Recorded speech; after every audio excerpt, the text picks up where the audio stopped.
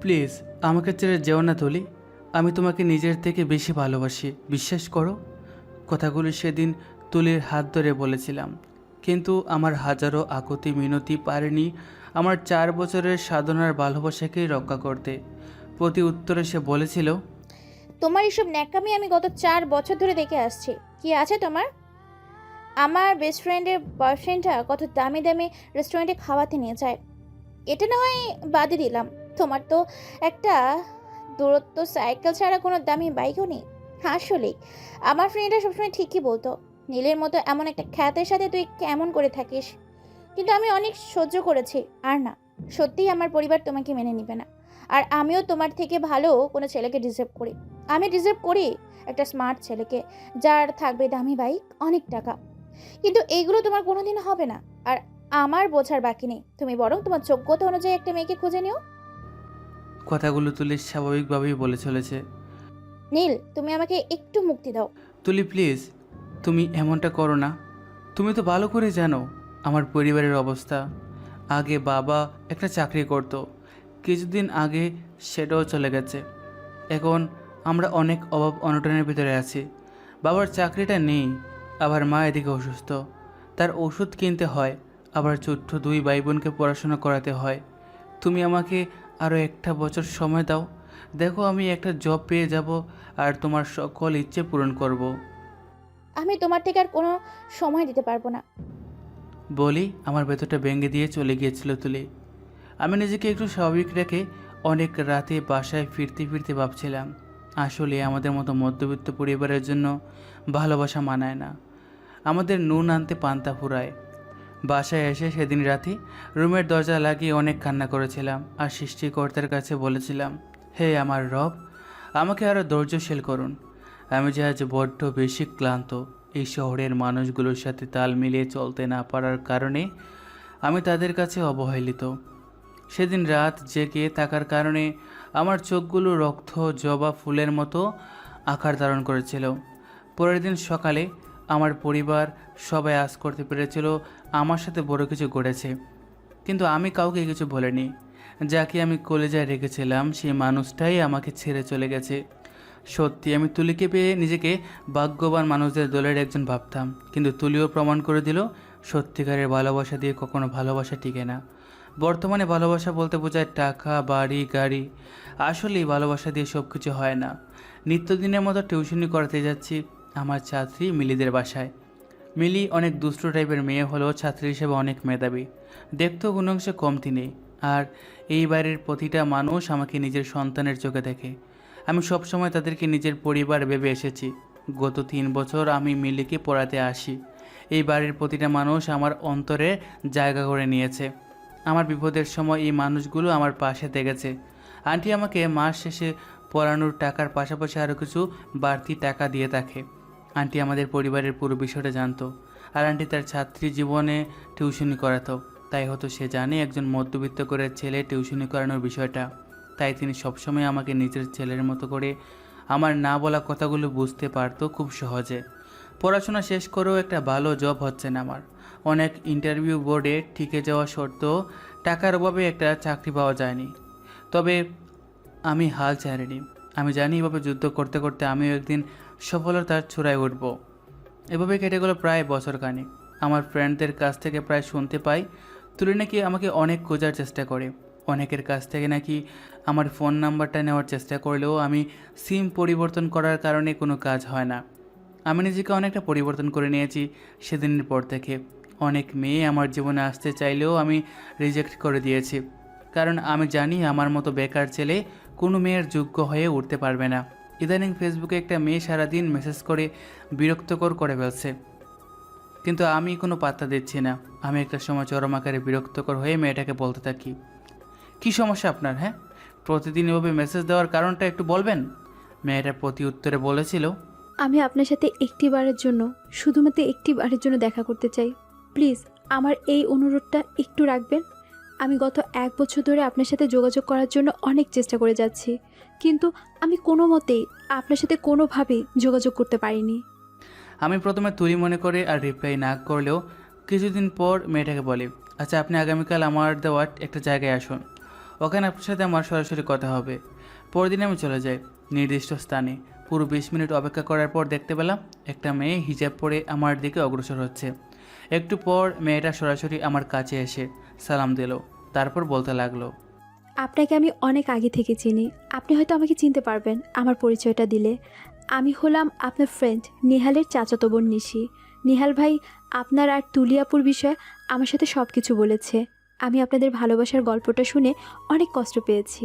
জানি না কথাগুলো আপনাকে আমি কেমন করে বলবো, তবে আজ আমাকে যে বলতেই হবে। আমি গত 1 বছর আপনাকে ফলো করি। আপনি কখন কোথায় যান, কখন কি করেন, সব কিছু জানি।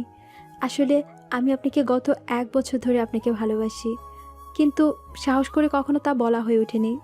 জানি আপনি তুলিয়াপুকে অনেক ভালোবাসার পরও হেরে গেছেন। কথাগুলো শুনে আমি বলেছিলাম, আসলে তুমি যেটা বললে এটা আমার পক্ষে সম্ভব না। আমি নিজেকে আর কারোর সাথে জড়াতে চাই না। আমি অনেক কষ্টে নিজেকে নিয়ন্ত্রণ করেছি। আর মেইন কথা, আমি একটা বেকার ছেলে। আমার মনে হয় আমার মতো বেকার ছেলের সাথে কোনো মেয়ে সুখে থাকতে পারবে না। আর ভালোবাসার কথা, অভাবের কাছে কোনো ভালোবাসা টিকে না। কথাগুলো বলেই চলে এসেছিলাম সেদিন। আমি আজ একটা ইন্টারভিউ দিতে যাচ্ছি সকাল সকাল। কেন জানি মনের ভিতর আজকে অন্যরকম একটা অনুভূতি কাজ করছে। মনে হচ্ছে আজ আমার চাকরিটা হয়েই যাবে। বাসাতে একটু দূরে যেতে পিছন থেকে কেউ একজন ডাকলো। তাকে দেখি আমার বেস্ট ফ্রেন্ড নেহাল। আরে বন্ধু, তুই কেমন আছিস? আমার কথা না হয় বাদই দিলাম, ইদানিং তোর তো কোনো খোঁজই খবর পাওয়া যায় না। আসলে নেহাল, কী আর বলবো, এই কদিন যে এতটা ব্যস্ত তোকে বলে বোঝাতে পারবো না। বালি হলো তোর সাথে দেখা হয়ে গেল। মা আজ তোকে আমাদের বাসায় যেতে বলেছে। রাতে আসিস কিন্তু নেহাল। আচ্ছা, আমি এখন ইন্টারভিউ দিতে যাচ্ছি, রাতে যাব, অনেক আড্ডা দেবো তোর সাথে। কথাগুলো বলেই চলে গেলাম। এদিকে ইন্টারভিউ দিতে চলে গেলাম। আমার ইন্টারভিউ নেওয়া শেষ হওয়ার পর জানানো হলো, আপনি আমাদের কোম্পানির জন্য একজন যোগ্য মানুষ। আপনি আগামী মাস থেকে জয়েন করতে পারবেন। কথাগুলো শুনে প্রথমে নিজেই বিশ্বাস করতে পারলাম না। তারপর বললাম, সত্যি বলছেন আমার জবটা হয়ে গেছে? ইয়েস মিস্টার নীল, আপনার জবটা হয়ে গেছে। আমি তো আজ অনেক খুশি। এতদিন ইন্টারভিউ দিতে আমি পুরো হাঁপিয়ে গেছি।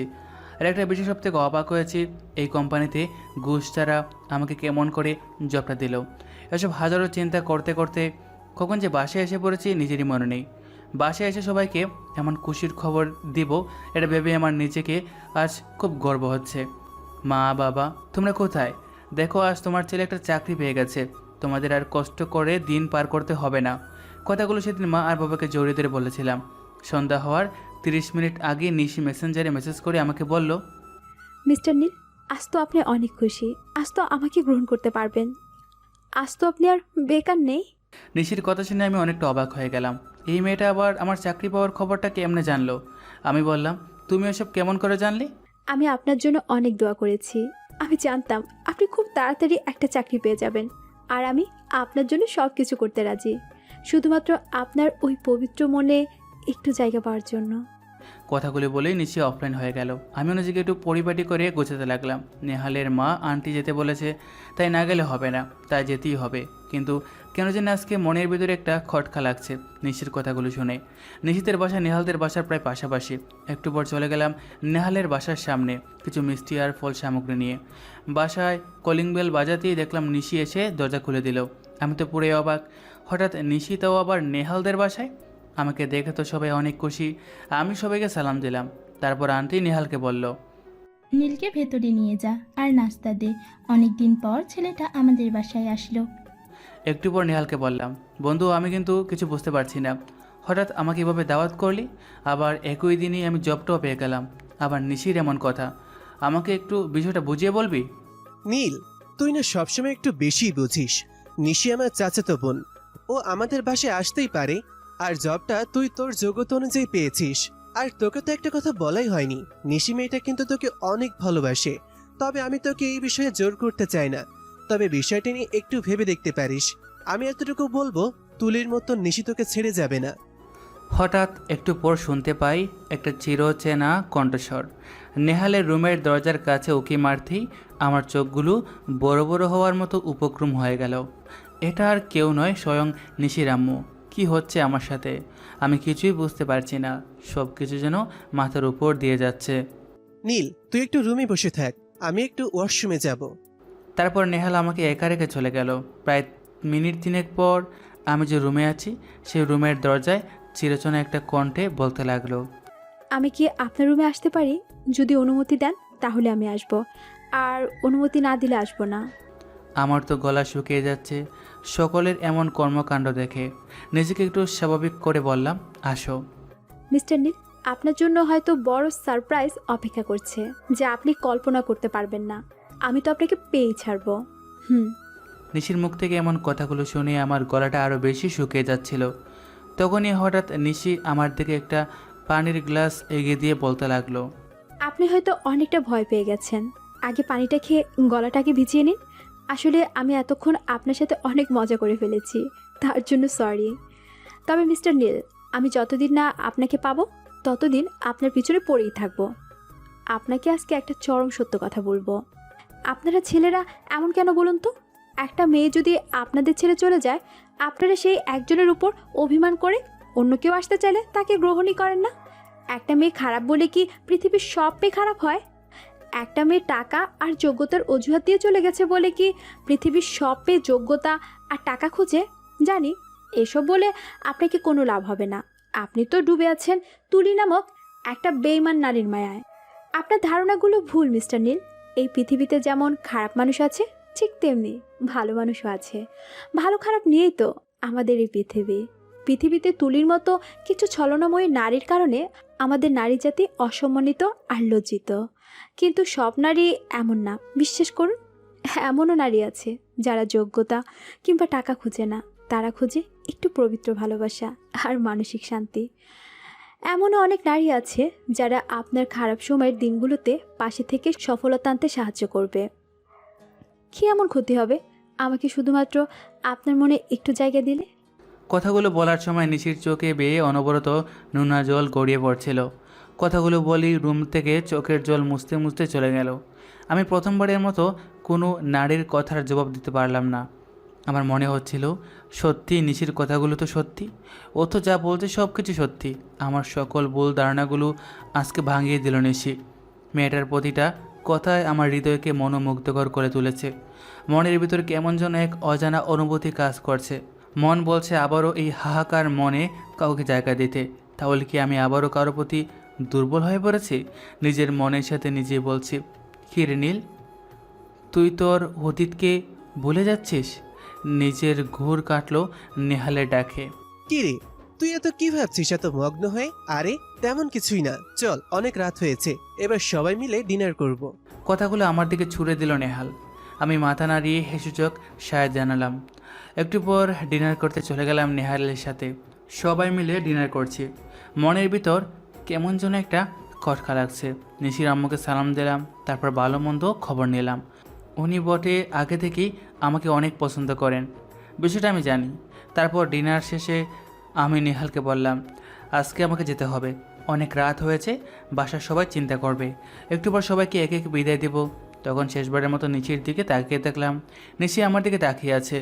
আমি এই মেয়েটাকে নিয়ে আর পারছি না ইদানিং। আমি কত ইগনোর করে চলি, তারপর আমার পেছনে লেগে আছে গত 1 বছর ধরে। রাত 1টার সময় বাসায় এসে পৌঁছালাম। ফ্রেশ হয়ে রুমের দিকে অগ্রসর হলাম ঘুমানোর জন্য। ঘুমানোর চেষ্টা করলেও ঘুম আসছে না। মাথার ভেতরে শুধু নিশির বলা কথাগুলো ঘুরপাক খাচ্ছে আর ঠোঁটের কোণে নিজের অজান্তেই হাসি ফুটে উঠছে। রাত 2:35, এপাশ ওপাশ করছে কিন্তু কোনো মতে ঘুম আসছে না। তাহলে কি সত্যি আমি আবারও কারোর প্রেমে পড়ে গেলাম? এর আগে তো কোনো দিন আমার মনের ভিতর এমন অনুভূতি হয়নি। এসব ভাবতে ভাবতে আমি কখন যে গভীর ঘুমে তলিয়ে গেছি মনে নেই। নিত্যদিনের মতো আম্মুর ডাকে আমার ঘুম ভাঙলো। কি রে বাবা নীল, আর কতক্ষণ ঘুমাবি? অনেক বেলা হয়ে গেছে, এবার তো উঠে পড়। আমি আধা কাঁচা ঘুম চোখে নিয়ে বলতে লাগলাম, আম্মু আর একটু পর উঠছি। অন্যদিনের মতো আম্মু আমাকে আর জোর করলো না।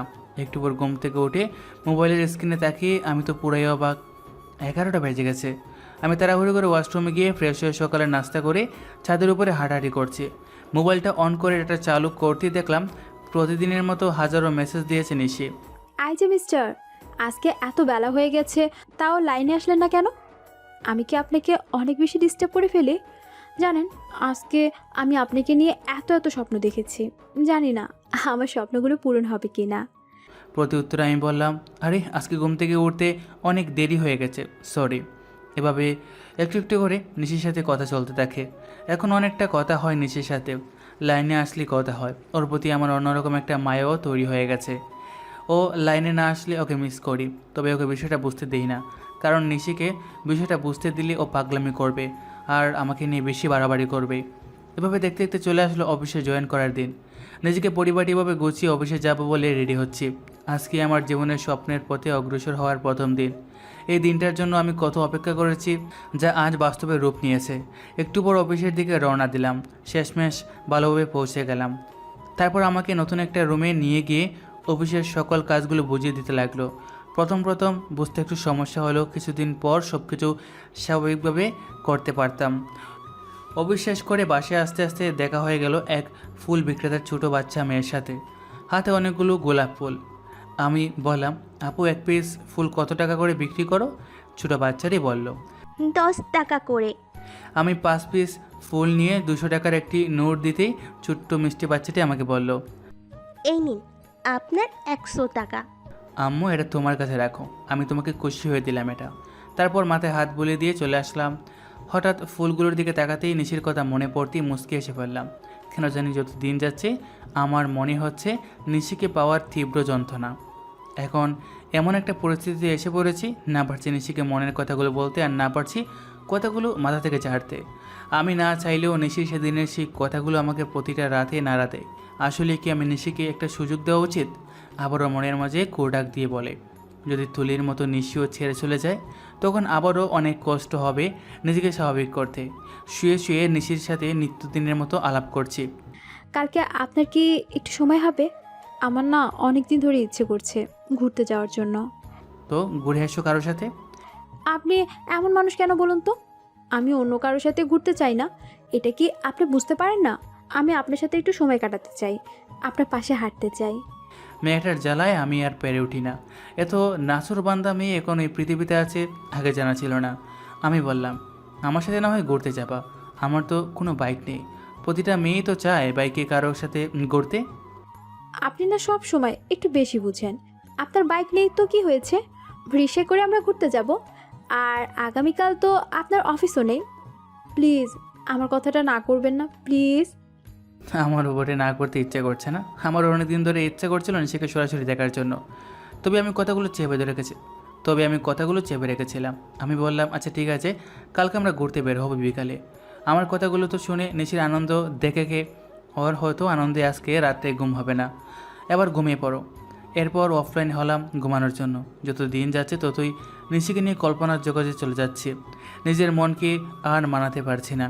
নিশিকে পাওয়া তীব্র যন্ত্রণা আমাকে খুঁড়ে খুঁড়ে কাচ্ছে। ইচ্ছে করছে এখনই নিজের অনুভূতিগুলো প্রকাশ করে দিতে, তবে আমাকে যে এতটা অধৈর্য হলে চলবে না। এপাশ ওপাশ করছি আর ভাবছি আগামীকাল বড় একটা সুযোগ প্রপোজটা করে ফেলার। আর আমি তো একা একা চাচ্ছি না এই ভালোবাসাটা গ্রহণ করতে, মেয়েটাও তো আমাকে পাওয়ার জন্য পাগল হয়ে যাচ্ছে। শুধু আমি মুখ ফুটে একবার বললেই সব কিছু হয়ে যাবে। এসব ভাবতে ভাবতে কখন যে গভীর ঘুমে তলিয়ে গেছি আমার নিজেরও মনে নেই। হঠাৎ কারো কলের শব্দে আমার কাঁচা ঘুমটা 12টা বাজলো। স্ক্রিনের দিকে তাকাতেই আমি তো পুরো অবাক হয়ে গেছি। নিশি অনেকবার কল করেছে। প্রথমবারের মতো নিশি আমার নাম্বারে কল করেছে, তাও এতবার। এর আগে যতবার মেসেঞ্জারে কল করতো। বিষয়টা নিয়ে একটু সন্দেহ হতে লাগলো, আবার ভয়ও কাজ করছে। নিজের অজান্তেই আবার ভয়ও করতে শুরু করলো। নিশির আবার কোনো বিপদ হলো না তো? আমার সকল ভাবনার গুড় কাটিয়ে কল দিলাম নিশির নাম্বারে। অমনি অপাস থেকে বলতে লাগলো, আই যে মিস্টার নীল, এতক্ষণ কোথায় ছিলেন? এত বেলা হয়ে গেছে আর এতবার কল দিচ্ছি, কোনো খোঁজই পাচ্ছি না যে। আপনি ঠিক আছেন তো? তখন আমি বলতে লাগলাম, ঘুমিয়েছিলাম আর আমি একদম ঠিক আছি। এই তুমি কি সারা রাত ঘুমাওনি? কে বলেছে আমি সারা রাত ঘুমাই না? বরং আপনি সারা রাত ঘুমান না। তাই তো এত বেলা হয়ে গেছে তাও ঘুম থেকে উঠছেন না। আর সত্যি বলতে আজকে সারা রাত আমার ঘুম হয়নি। আমি স্বপ্নের ভিতর আপনার সাথে ঘুরে বেড়াচ্ছি। জানেন, আজকের দিনটা আমার কাছে একটা স্পেশাল দিন, যা আমি গত 1 বছর ধরে স্বপ্ন দেখেছি, তা আজকে বাস্তবে রূপ নেবে। ভেবেছিলাম একটু ঘুমাবো, কিন্তু নিশির সাথে কথা বলে আমার ঘুমের 12টা বেজে গেল। নিশিকে বললাম, আমি এখন ফ্রেশ হবো, তারপর ফ্রি হয়ে তোমাকে মেসেজ করব। আজ অফিস নেই, তাই নাস্তা করে অনেক দিন পর ছাদে গেলাম। তারপর ছাদে রাখা ফুলের গাছগুলো দেখতে লাগলাম। আজ গাছে অনেক গোলাপ ফুটেছে। মনে মনে ভাবছি 1 বছর আগের সেই দিনগুলোর কথা। আমি তুলিকে প্রথম প্রপোজ করেছিলাম একগুচ্ছ লাল গোলাপ দিয়ে। সে প্রথম অফারেই প্রপোজ অ্যাকসেপ্ট করেছিল। তখনই মনে পড়ে গেল নিশির কথা। খুব ইচ্ছে করছে আবারও নিজের শূন্য হৃদয়টাকে নিশি নামক মায়াবতী দ্বারা পূর্ণতা করতে। আবার অন্যদিকে ভয় করছে, যদি তুলির মতো নিশিও দুদিন পর আমার স্বাভাবিক জীবনটাকে আবারও অস্বাভাবিক করে দিয়ে চলে যায়। আমার মন বলছে নিশি আমার জীবনের সঠিক। আমি বারবার নিজের মনের বিপরীতে গিয়েও নিজেকে না বলতে পারছি না। আমার মন বলছে নিশি আমার জীবনের জন্য সঠিক। একটা দীর্ঘশ্বাস ফেলে নিজেই নিজেকে বলতে লাগলাম, যা হয় হবে। আজকে আমি আমার মনে জমে থাকা আর নিশির অপেক্ষার কর্মফলটা দিব। নিশি আমার জন্য অনেক অপেক্ষা করেছে। আমার মনে হয় নিশি আমাকে সারা জীবন আগলে রাখতে পারবে। তাই শেষমেশে সিদ্ধান্ত নিলাম নিশিকে আজকে প্রপোজ করে ফেলবো। 12টার সময় নিশিকে কল করে বলে দিলাম আমার সেই চিরচেনা আর স্মৃতিমাখা সেই জায়গাটা, যেখানে বসে পার করেছি আমার কষ্টময় দিনগুলো, পার করেছি বেকারত্ব জীবন, পার করেছি সুখ দুঃখের দিনগুলো। আমার বাসা থেকে প্রায় 5 কিলোমিটার সে বিনোদন পার্কে। নিশিকে বললাম বিকাল 3টার সময় তুমি চলে এসো এখানে। নিজেকে সামান্য পরিপাটি করে গুছিয়ে একটা গাড়ি দেখে চলে গেলাম গন্তব্যস্থলে। বিনোদন পার্কে পৌঁছানোর কিছু দূর আগে নেমে একগুচ্ছ সেই লাল গোলাপ ফুল কিনে নিলাম, আর সাথে কিছু চকলেট। শুনেছি মেয়েরা নাকি চকলেট পাগলি হয়ে থাকে, তাই সাথে করে কিছু চকলেটও কিনে নিলাম। তারপর কিছুক্ষণ পর পৌঁছে গেলাম পার্কে। এসে ঘড়ির দিকে তাকিয়ে দেখি 2:40। তার মানে নিশি এখনও এসে পৌঁছায়নি হয়তো। একগুচ্ছ লাল গোলাপ নিয়ে হাতটা পেছনে রেখেছি। নিশি আসা মাত্রই তার সকল অপূর্ণ ইচ্ছেগুলো আজ পূর্ণ করে দেব। পুরো 10 মিনিট পর দেখতে পেলাম একটা সুন্দরী আমার দিকে অগ্রসর হচ্ছে। প্রথমে চিনতে অসুবিধা হলো, পরক্ষণে চিনতে আর অসুবিধা হলো না। নিশিকে আজকে অনেক সুন্দর লাগছে। অন্য দিনের থেকেও আমার কাছে আসতেই আমি বলতে লাগলাম, আসতে কোনো সমস্যা হয়নি তো? আমাকে প্রথম সালাম দিয়ে বলল। না, আমার আসতে কোনো সমস্যা হয়নি। আমাকে নেহাল ভাইয়া রেখে গেছে। নেহাল রেখে গেছে মানে? তুমি কি নেহালকে বলেছো আমার সাথে দেখা করতে এসেছো? নেহাল ভাইকে কিছু বলিনি। আমি বাসা থেকে বের হচ্ছিলাম, তখন ভাইয়া বলেছিল কোথায় যাবি, তখন আমি বললাম। আর নেহাল ভাইও কি যেন কাজ আছে এদিকে, তাই আমাকে একেবারে নিয়ে এলো। আমি এবার একটু দীর্ঘশ্বাস ফেলে বললাম আচ্ছা। আমি কোনো প্রকার দেরি না করি হাঁটু গেড়ে একগুচ্ছ লাল গোলাপ নিয়ে বলতে লাগলাম, জানি না ভালোবাসা কাকে বলে, তবে আমি তোমাকে অনুভব করতে পারি প্রতিটা মুহূর্তে। নিজের অজান্তেই তোমার কথা ভাবলে আমার ঠোঁটের কোণে হাসির রেখা প্রকাশ পায়। তোমাকে নিয়ে না ভাবতে চাইলেও আমার ভাবনাগুলো উকি মেরে তোমাকে আপন করে নিতে চাই। আমি তোমার সাথে 1 বছর কিংবা 2 বছর হারতে চাই না। আমি তোমার হাতটা ধরে আমার বাকিটা জীবন পার করতে চাই। আমি তোমাকে মিথ্যা কোনো প্রতিশ্রুতি দেখাতে চাই না। আমি তোমাকে সত্যি অনেক ভালোবাসি। যদি আমার ভালোবাসাটা তোমার কাছে সঠিক বলে মনে হয় আর সারাটা জীবন আমার সাথে কাটাতে চাও, তাহলে তুমি এই একগুচ্ছ লাল গোলাপ গ্রহণ করো। আমার হাত থেকে লাল গোলাপ গুচ্ছ নিয়ে বলছিল, জানেন, আজ মনে হচ্ছে আমি যা দেখছি, যা শুনছি সব কিছু আমার স্বপ্ন। আমি আজ বিশ্বাস করতে পারছি না, যাকে নিয়ে আমি এত এত স্বপ্ন দেখেছি সেই মানুষটা নিজেই আমাকে সেই স্বপ্নগুলোর পূর্ণতা দিবে। আমি সারা জীবন আপনার সাথে থাকতে চাই। কথাগুলো বলেই বাচ্চাদের মতো সে কি কান্না করতে করতে আমাকে জড়িয়ে ধরেছিল। দ্বিতীয়বারের মতো কোনো নারীর ছোঁয়া পেয়ে আমার হৃৎপিণ্ড অনেক জোরে জোরে কেঁপে উঠছিল। তবে আমার মনের মাঝে এক মানসিক শান্তি কাজ করছিল। কিছুক্ষণ পর নিজেকে নিয়ন্ত্রণ করে নিজের থেকে নিজেকে ছাড়িয়ে বলেছিলাম, এই নাও তোমার প্রিয় চকলেটগুলো। আমি একা একা চকলেট খেতে পারি না। নিশির কথাগুলো বুঝতে বাকি ছিল না, কারণ সে এখন আমার হাত থেকে চকলেট খাবে। না দিলেও আবার বাচ্চাদের মতো কান্নাকাটি শুরু করে দেবে, যাকে এক প্রকার নাচর বান্দা মেয়ে বলে। নিজ হাতে চকলেট খাইয়ে দিয়েছিলাম। একটু পর পার্ক থেকে বাদাম কিনে আমাকে সে নিজে হাতে খাইয়ে দিয়েছিল। সন্ধ্যা গনিয়ে আসায় আমরা দুজন বাসা যাওয়ার জন্য রওনা দিলাম। এভাবে শুরু হলো আমাদের ভালোবাসা। এখন আমরা দুজন দুজনকে নিয়ে অনেক স্বপ্ন দেখতে শুরু করি। অবিশ্বাস করে যতটুকু সময় পাই কথা বলেই চলে যায়। কিছুদিন যাবৎ অফিসের কাজে অনেক চাপ যাচ্ছে। বিষয়টা নিশিকে বুঝতে দেয়নি। আমি জানি নিশি এই বিষয় নিয়ে আমার সাথে ঝগড়া করবে। যা বললাম ঠিক তাই হলো। আপনি অনেক বদলে গেছেন। আমার জন্য আর সময় নেই আপনার হাতে। জানি আমি আপনার কেউ নই। আরও কত রকমের কথা, তাও তো আপনাদের বলে বোঝাতে পারবো না। এই পাগলি, তুমি কি বলছো এসব? আমি আগেও যেমন ছিলাম এখনও তেমন আছে। তোমাকে তো বলাই হয়নি, আমার অফিসে অনেক কাজের চাপ। এখন বাসায় যেতে অনেক রাত হয়ে যাচ্ছে। প্লিজ তুমি আমাকে ভুল বোঝো না। আমার পরিস্থিতিটা একটু বোঝার চেষ্টা করো। আমার কথাগুলো শুনে নিশি বলতে লাগলো, আপনাকে এত কাজ করতে হবে না, আপনি শুধু আমার পাশে থাকবেন, তাহলেই আমি ভালো থাকবো। জানেন, আমার অনেক কষ্ট হয়। আপনার সাথে কথা না বলতে পারলে। আমার খুব চিন্তা হয় আপনাকে নিয়ে। আমি আপনার সাথে দেখা করতে চাই। ভিডিও কলে আপনাকে দেখে আমার মন ভরে না।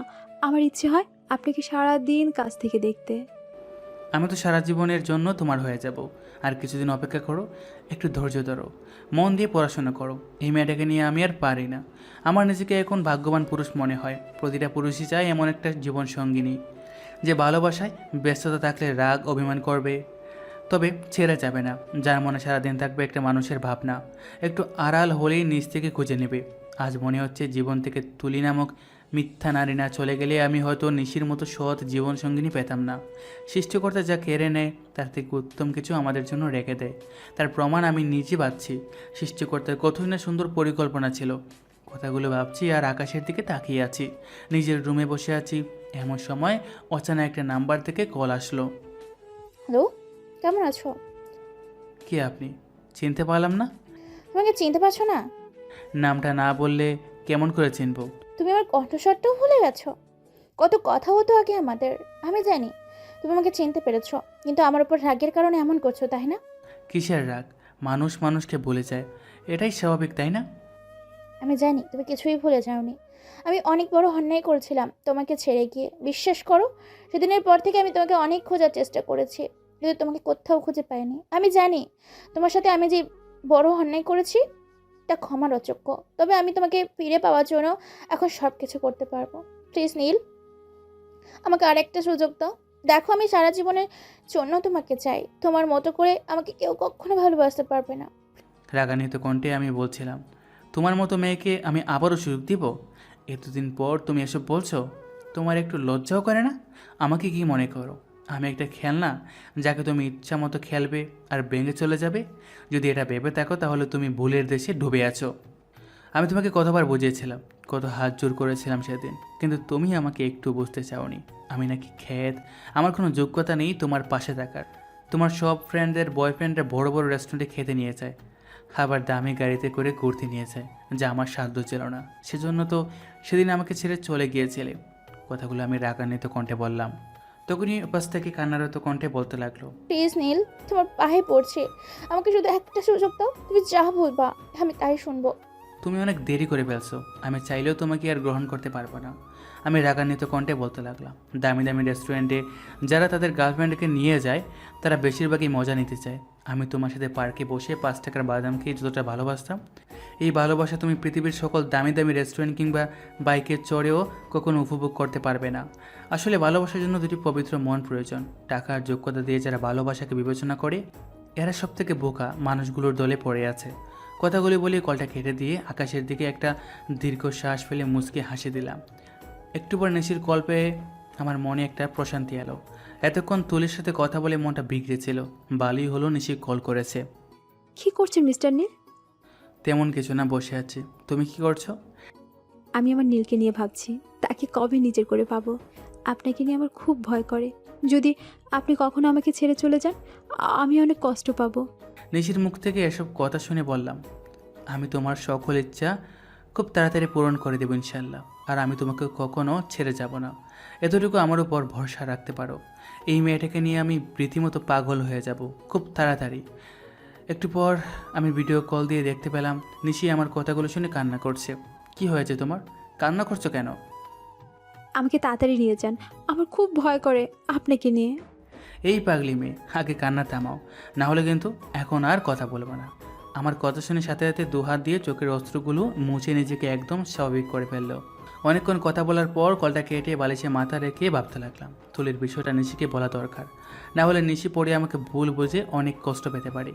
আমি চাই না সামান্য বিষয়টা নিয়ে এই নিষ্পাপ মেয়ে কোনো কষ্ট পাক। আবার ভাবছি যদি বলি তুলি কল করেছিল তাহলে আমাকে হাজার রকমের প্রশ্ন করতে পারে, আবার কান্নাকাটিও করবে। মেয়েটা যে আমাকে বড্ড বেশি ভালোবাসে, সারাক্ষণ আমাকে আগলে রাখে। আমি একটু কথা না বলতে পারলে অভিমান করে থাকে। এই যুগে এমন মেয়ে কয়জনেরই ভাগ্যে জুটে। নিশিকে তুলির বিষয় না হয় পরে বলবো। সকাল সকাল উঠে রেডি হচ্ছে অফিসে যাব বলে। আজ নাকি জরুরি একটা মিটিং আছে, তাই একটু তাড়াতাড়ি যেতে বলেছে বস। নিশিকে কল করে জানিয়ে দিলাম আজকে বিকাল 3টার সময় কথা হবে। তারপর চলে গেলাম অফিসে বসে মিটিং শেষ করলাম, লাঞ্চ করব বলে রেডি হব। তখন এদিকে খাবার আনতে মনে নেই, একটু রেস্টুরেন্টের দিকে অগ্রসর হলাম খাওয়ার জন্য।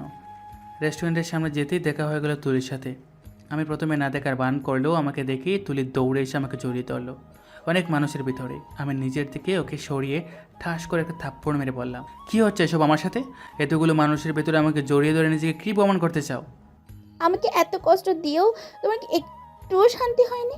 প্লিজ আমাকে একটু শান্তিতে থাকতে দাও। নীল, তুমি আমাকে যত ইচ্ছা মারতে পারো, কিন্তু প্লিজ আমাকে একটাবার সুযোগ দাও। আমি তোমাকে পাওয়ার জন্য সব কিছু করতে পারবো। কথাগুলো বলছে আর অজরের চোখের অস্ত্রগুলো গড়িয়ে পড়ছে। অনেক মানুষ এক জায়গায় জড়ো হয়ে গেছে তুলির কর্মকাণ্ডে। মুডটাই নষ্ট করে দিল আমার। গজগজ করতে করতে চলে এলাম অফিসে। কম্পিউটারের সামনে নিয়ে কাজ করছি আর রাগ হচ্ছে। আজকে বাসায় গিয়ে খেতে হবে। রাতে অফিস শেষ করে বাসায় আসতে দেখলাম নিশি অনেকগুলো কল দিয়েছে। নীল, তুমি আমার সাথে এমনটা করতে পারলে? আমি যে তোমাকে অনেক বেশি ভালোবাসি। আমি তো কোনো কথাই বুঝতে পারলাম না। কলটা কেটে ডাটা অন করতে যা দেখলাম তা দেখার জন্য মোটেও আমি প্রস্তুত ছিলাম না। রেস্টুরেন্টের সামনে তুলি আমাকে যে জড়িয়ে ধরেছিল, এই পিক কেউ একজন তুলে নিশির কাছে দিয়েছে। জানি না মেয়েটা আমাকে কতটা ভুল ভাবছে, আর ভুল ভাবাটাই তো স্বাভাবিক। নিশির নাম্বারে কল দিতেই দেখি ফোন বন্ধ। আমার মনের ভিতর কেমন একটা ভয় কাজ করছে। আমি দেরি না করে নেহালকে কল করে বললাম, তাড়াতাড়ি নিশিদের বাসায় যা দোস্ত, তুই একটু নিশিকে নিয়ে তাড়াতাড়ি আমাদের বাসায় আয়। আমার কথাগুলো শুনে নেহাল তো রীতিমতো শখ খাওয়ার মতো উপক্রম। দোস্ত প্লিজ আমাকে এতটুকু সাহায্য কর, বিষয়টা আমি তোকে সব কিছু বুঝিয়ে বলবো পরে। পুরো 20 মিনিট পর কলিং বেল বাজার শব্দ শুনে আমি দৌড়ে দরজাটা খুলতেই দেখতে পেলাম নিশি আর নেহাল এসেছে। নিশি অনেক কান্নাকাটি করছে, ওর চোখগুলো রক্তজবা ফুলের মতো লাল হয়ে গেছে। আমি ওদের দুজনকে রুমে এনে দরজা বন্ধ করে বলতে লাগলাম আজকে পুরো বিষয়টা। তারপর নেহাল সব কিছু বলল তুলির বিষয়ে। এবার নিশি নিজেকে একটু স্বাভাবিক হয়ে আবারও কান্নাকাটি শুরু করে দিল। নেহাল বলল, তোরা দুজন বরং একটু কথা বল, আমি ততক্ষণে আন্টি আর আঙ্কেলের সাথে কথা বলে আসি, কেমন? একটু পর নেহাল আমার রুম থেকে চলে গেল। নিশি আমাকে বলতে লাগলো, জানি আমি তোমাকে আজকে অনেক কষ্ট দিয়ে ফেলছি। বিশ্বাস করো, আমি তোমার সাথে তুলির পিকটা দেখে ভেবেছিলাম আমি আজকে এই পৃথিবী ছেড়ে চলে যাব। আমি সেই বিকাল থেকে এই পিকটা দেখার পর থেকে আমি কান্না করছি। আমার দম বন্ধ হয়ে আসছিল। আমি প্রথমবারের মতো নিশিকে নিচ থেকে জড়িয়ে ধরলাম। আজকে আমার গর্ব হচ্ছে নিশির মতো একজন সৎ জীবনসঙ্গিনী পেয়ে। আমি জানি এই মেয়েটা আমার জীবনের জন্য একদম সঠিক মানুষ, যার মনে নেই কোনো অহংকার, যে সাধারণ জীবনযাপন করে আমার মতো। আগে একটু বিলাসী জীবনযাপন করলেও আমার সাথে সম্পর্কে যাওয়ার পর থেকে আমার সাথে প্রতিটা বিষয়ে খাপ খেয়ে নিয়েছে। আমি গরিব মানুষের পাশে দাঁড়াই, সাধারণ জীবনযাপন করি, সকলের সাথে ভালো ব্যবহার করতে পছন্দ করি। আমার সাথে সাথে প্রতিটা বিষয় খাপ খেয়ে নিয়েছে নিশি। নীল, তুমি হয়তো আজকে সারাদিন খাওনি, তোমার চোখ মুখ দেখে বোঝা যাচ্ছে। একটু ওয়েট করো, আমি তোমার জন্য ভাত আনতেছি। বলে ডাইনিং টেবিলে চলে গেল। শীতের রাত বলে মা বাবা রুমে আছে, আর নেহাল গেছে, তাই হয়তো নেহালের সাথে রুমে গল্প করছে। না হলে আজ হয়তো মা বুঝে যেত নিশির আর আমার ব্যাপারে। মাকে কিছুটা হলেও বলেছি, তবে মা সরাসরি আজও নিশিকে দেখেনি। ডাইনিং টেবিল থেকে ভাত এনে আমাকে খেতে দিচ্ছে, আর আমি ওর মায়া ভরা নিষ্পাপ মুখটা দেখছি। প্রথমবারের মতো কোনো প্রিয়তমার হাত থেকে এভাবে ভাত খাচ্ছি। সত্যি এই মুহূর্তটা অনেক রোমান্টিক মুহূর্ত। একটু পর মনে পড়ে গেল পকেটে থাকা চকলেটগুলোর কথা। মুহূর্তেই আমি চকলেটগুলো নিশিকে দেখাতেই নিশি বাচ্চাদের মতো খুশি হয়ে গেল আর আমাকে জড়িয়ে ধরে থাকলো। একটু পর নিজেকে স্বাভাবিক অবস্থায় এনে বললাম, চলো তোমার সাথে সকলের পরিচয় করিয়ে দিই। বলি বাবার রুমে নিয়ে গেলাম। একে একে সকলের সাথে পরিচয় করাতে লাগলাম। তারপর মা সকলকে খেতে দিতে লাগলো। এই নীল, তুই খেতে বস। আমি মাকে বলতে পারলাম না যে আমি অলরেডি খেয়ে নিয়েছি তোমার বৌমার হাতে। কথাটা উল্টো ঘুরিয়ে বললাম, আমি খেয়েছি যে বাইরে থেকে, তোমরা বরং খেয়ে নাও। আমার কথাগুলো শুনে নিশি মুসকি মুসকি হেসেছে আর আমার দিকে আর চোখে তাকাচ্ছে। খাওয়া শেষ হলে নেহাল বলতে লাগলো, আজ বরং আমরা উঠি। থেকে যা আজকে রাতটা। সময় হলে নিশ্চয়ই থাকবো। নেহালের কথার পেস আমার মা বুঝতে না পারলেও আমি বুঝতে পারছি। এবার খাইছে রে, নেহাল তো আমাকে পাগল করে ছাড়বে। এতদিন ও এমনিতেই আমাকে ঝালিয়ে খাইছে, এখন আবার নিশির বিষয়টা পুরোপুরি জেনে গেল। রাত 1টার পর বাসায় পৌঁছে নিশি কল করে জানালো ভালো মতো বাসায় পৌঁছে গেছে। প্লিজ নীল, তুমি আমাকে মাফ করে দাও। আমি আর কোনোদিন কোনো কিছু না জেনে না বুঝে তোমাকে কষ্ট দেব না, কিংবা ভুলও বুঝবো না। আসলে ভুলটা তো আমারই, তাই না? আমার অভিমানী বুঝতে পারলো নিশি। নীল, তুমি এমনভাবে কথা বলছো কেন? আমি জানি তুমি আমার উপর এখনও রেগে আছো। বিশ্বাস করো, আমি তোমাকে অনেক ভালোবাসি। আমি তোমাকে সারা জীবন নিজে করে পেতে চাই। কোনো প্রিয় মানুষ তার প্রিয় মানুষের পাশে অন্য একটা মানুষকে দেখলে কখনো সহ্য করতে পারে না। সবাই চায় তার প্রিয় মানুষের সাথে শুধু সে একা থাকুক, সবাই সব কিছু ভাগ দিল, প্রিয় মানুষটাকে কেউ ভাগ দিতে চায় না। নিশির কথাগুলো শুনে আমার সকল অভিমান ভেঙে যেতে লাগলো। আমি বললাম, এভাবে আমার রাগ ভাঙবে না। বললাম, একটা গান শোনাও। তারপর আমাকে একটা গান শোনালো। আমি এবার বললাম, অনেক রাত হয়েছে, এবার ঘুমিয়ে পড়ো। নীল দাঁড়াও দাঁড়াও নীল। কারো কণ্ঠস্বর শুনে পিছনে তাকাতেই দেখি তুলি সকাল সকাল মেজাজটা আবার গরম হয়ে গেল। আমি বললাম, তোমার কি সমস্যা একটু বলবে? তুমি কি আমার কথাগুলো বুঝতে পারোনি? প্রতি উত্তরে তুলি বলতে লাগলো, নীল, তোমাকে ছেড়ে যাওয়ার পর থেকে না আমি উপলব্ধি করতে পারি সত্যিকারের ভালোবাসা কাকে বলে। নীল, তুমি ঠিকই বলতে, টাকা দিয়ে কখনো সত্যিকারের ভালোবাসা কেনা সম্ভব না। নীল, বিশ্বাস করো, তুমি আমার লাইফ থেকে চলে আসার 6 মাস থেকে না তোমার সাথে কাটানো প্রত্যেকটা স্মৃতি আমাকে সবসময় তাড়িয়ে নিয়ে বেড়াতে শুরু করে। আমার সবসময় তোমার কথা মনে পড়তে থাকে। নীল, আমি তোমাকে আবারও নিজের করে পেতে চাই। আমি নিজেকে নিয়ন্ত্রণ করতে না পেরে তুলির গালে থাপ্পড় মেরে বলতে লাগলাম, তুমি নিজেকে কি মনে করো? হ্যাঁ, আমি একটা খেলনা হয়ে গেছে? তোমার যখন ইচ্ছে হবে খেলবা, আর খেলা শেষ হলে ভেঙে চলে যাবা? নিজেকে কি মনে করো তুমি? মিস তুলি, তুমি তো জানতে চাও আমি তোমাকে কেন নতুন করে গ্রহণ করতে পারবো না, হেরেই তো? তাহলে শোনো, তুমি আমার জীবন থেকে চলে যাওয়ার পর আমার পাশে যে মানুষটা ছিল, যে মানুষটা আমাকে পাওয়ার জন্য প্রতিনিয়ত আমার পিছনে পড়ে থেকেছে, আমি হাজারবার ইগনোর করে চলে যাওয়ার পরও সে আমার পাশে ছিল, যে আমার খারাপ সময়ে পাশে থেকে আমাকে নতুন করে বাঁচতে শিখিয়েছে, তাকে ছেড়ে নিশ্চয়ই তোমার সাথে নতুন করে বাঁচতে চাইব না। তুমি না হয় আমার সাথে বেইমানি করেছিলে, কিন্তু আমি তোমার মতো নিশির সাথে সেম কাজটা করতে পারবো না। তুমি আমার জীবন থেকে চলে না গেলে আমি হয়তো নিশির মতো সত্যিকারে ভালোবাসার মানুষকে পেতাম না। আর কিছুদিন পর আমি নিশিকে নিজের করে লিখে নেব, মানে বিয়েটা করে নেব। আমার কথা শুনে তুলি বলতে লাগলো, না না, এটা কখনোই সম্ভব না, এটা হতে পারে না। নীল, তুমি শুধু আমার। বলে পাগলের নিয়ে একই কথা উচ্চারণ করছে। একটু পর আমি ওখান থেকে সরাসরি অফিসে চলে গেলাম। অফিসে বসে কাজ করছি, তবে আজকে আমার কাজের প্রতি কোনো ইন্টারেস্ট নেই। সকালে তুলির সাথে দেখা হওয়ার পর থেকে মাথাটা গরম হয়ে আছে। আসলে বলুন তো, মানুষ এমন কেন? সময় থাকতে আমরা মানুষকে মূল্যায়ন করতে পারি না। যখন আমরা কাউকে মন থেকে পেতে চাই, তখন আমরা তাদের কাছে অবহেলার পাত্র হই। তখন আমাদের সত্যিকারের ভালোবাসাগুলো অপর প্রান্তে মানুষের কাছে মূল্যহীন মনে হয়। সময় থাকতে আমরা সময়ের বা প্রিয় জিনিসগুলোর মূল্য দিতে পারি না। এটাই হচ্ছে আমাদের মূল সমস্যা। হঠাৎ ফোনে রিং বাজতে দেখে নিশি কল করেছে। কলটা রিসিভ করতেই, নীল, কি করছো? আজকে তো সকালে অফিসে যাওয়ার সময় কল করলে না। সরি নিশি ম্যাডাম, আমি বলে গেছিলাম তাড়াহুড়োর জন্য। থাক, আর ঢং করতে হবে না তোমাকে, এখন তো আমি পুরাতন হয়ে গেছি। কথাগুলো নিশি অভিমান করে বলেছে তা বুঝতে আমার আর বাকি রইল না। এই পাগলি মেয়েটাকে নিয়ে আমি আর পেরে উঠছি না। একটু ভালোবাসার কমতি হলেই অভিমান শুরু করে দেবে। আসলে শোনা, এমন কিছু না।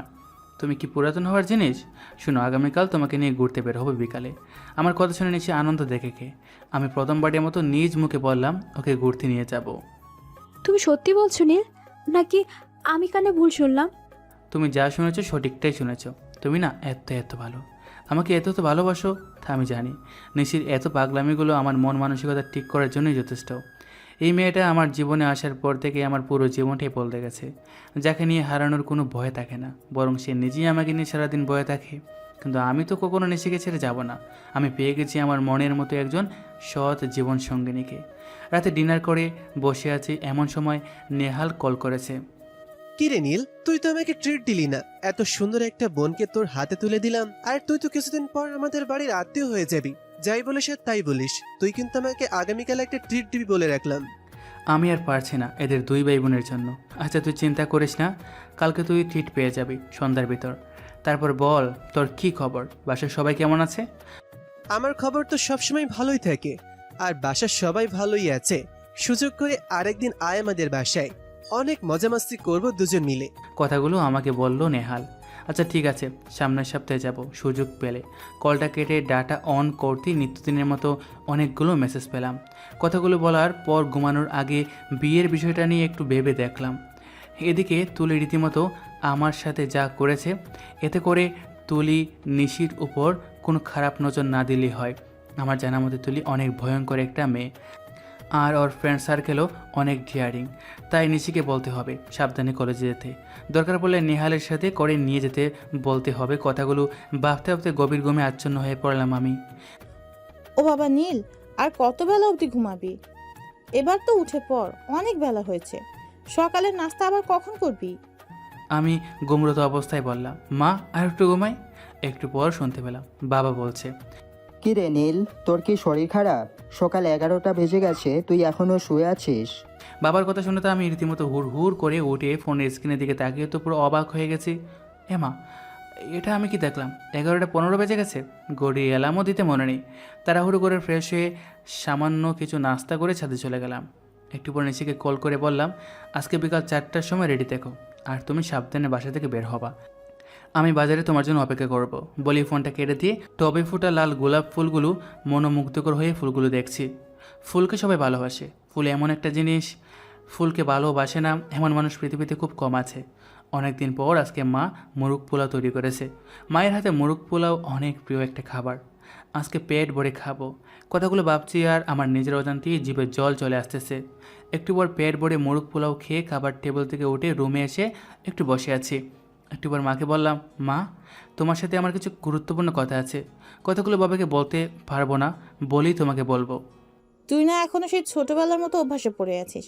কোনো কিছু লাগলে বাবাকে তো ভয় বলতে পারিস না, শুধু মাকে এসে বলবি। বলে ফেল দেরি না করে। না মানে কি রে নীল, তুই তো এর আগে কথা বলতে গিয়ে মানে করিস না, আজকে হঠাৎ তোর আবার কি হলো? আসলে মা, তোমার সাথে তো নিশির বিষয়ে আগেও বলেছি, মেয়েটা অনেক ভালো। তো কি হয়েছে বাবা? না মা, আসলে তেমন কিছু হয়নি। নিশিকে তোমাদের কি পছন্দ হয়? মানে আমি চাই নিশিকে এই বাড়িতে নিয়ে আসতে সারা জীবনের জন্য। আশা করছি তুমি আমার কথাগুলো বুঝতে পেরেছো এবং এই বিষয়ে বাবাকে বোঝাতে সক্ষম হবে। আর আমি তো আর বেকার নেই। আমি জবটা করে মোটামুটি যা স্যালারি পাই তা দিয়ে আমি সব কিছু ম্যানেজ করে নিতে পারবো। মোট কথায় পুরো পরিবারের দায়িত্ব আমি চালাতে পারবো। কথাগুলো বলে রেডি হয়ে নিচ্ছি নিশির সাথে ঘুরতে বের হবো বলে। যাওয়ার 30 মিনিট আগে নিশিকে কল করে বললাম সাবধানে বাসা থেকে বের হতে আর বাজারে দাঁড়াতে। একটু পর আমি বাজারে এসে বসে আছি একটা দোকানে। পুরো 30 মিনিট অপেক্ষা করার পর নিশির নাম্বারে কল দিয়ে কলটা বন্ধ পাচ্ছি। মনের ভিতর কেমন যেন একটা খটকা লাগছে। আমি সাথে সাথে নিহালকে বললাম, নিশির নাম্বার বন্ধ কেন? তুই একটু দেখ তো নিশি কোথায়। নীল, একটু আগে তো নিশি বের হলো বাসা থেকে। ও তো আমাকে বললো ও তোর সাথে কোথায় যেন বের হবে। পুরো 30 মিনিট ধরেই আমি অপেক্ষা করছি, কিন্তু নিশি তো এখনও পৌঁছানি। নেহাল, তুই একটু আয়, দেখ পথের মধ্যে আবার কোনো বিপদ হলো কিনা। আমার কথা মতো নেহাল বলল। আচ্ছা, তুই বেশি চিন্তা করিস না, বিষয়টা আমি দেখছি। 10 মিনিট পর নেহাল কল করে যা বলল তা শোনার জন্য আমি মোটর প্রস্তুত ছিলাম না। নীল, বড় বিপদ হয়ে গেছে। একটু আগে নিশির নাম্বার থেকে আমাকে কল করা হয়েছিল। বললো আজকে রাতের ভেতরে 10 লক্ষ টাকা না দিলে নাকি নিশিকে। কথাটা বলে নেহাল কান্না ভেঙে পড়ল। আমি বললাম, যে নাম্বার থেকে কল করেছিল ওটা কি এখন অন আছে? হ্যাঁ আছে।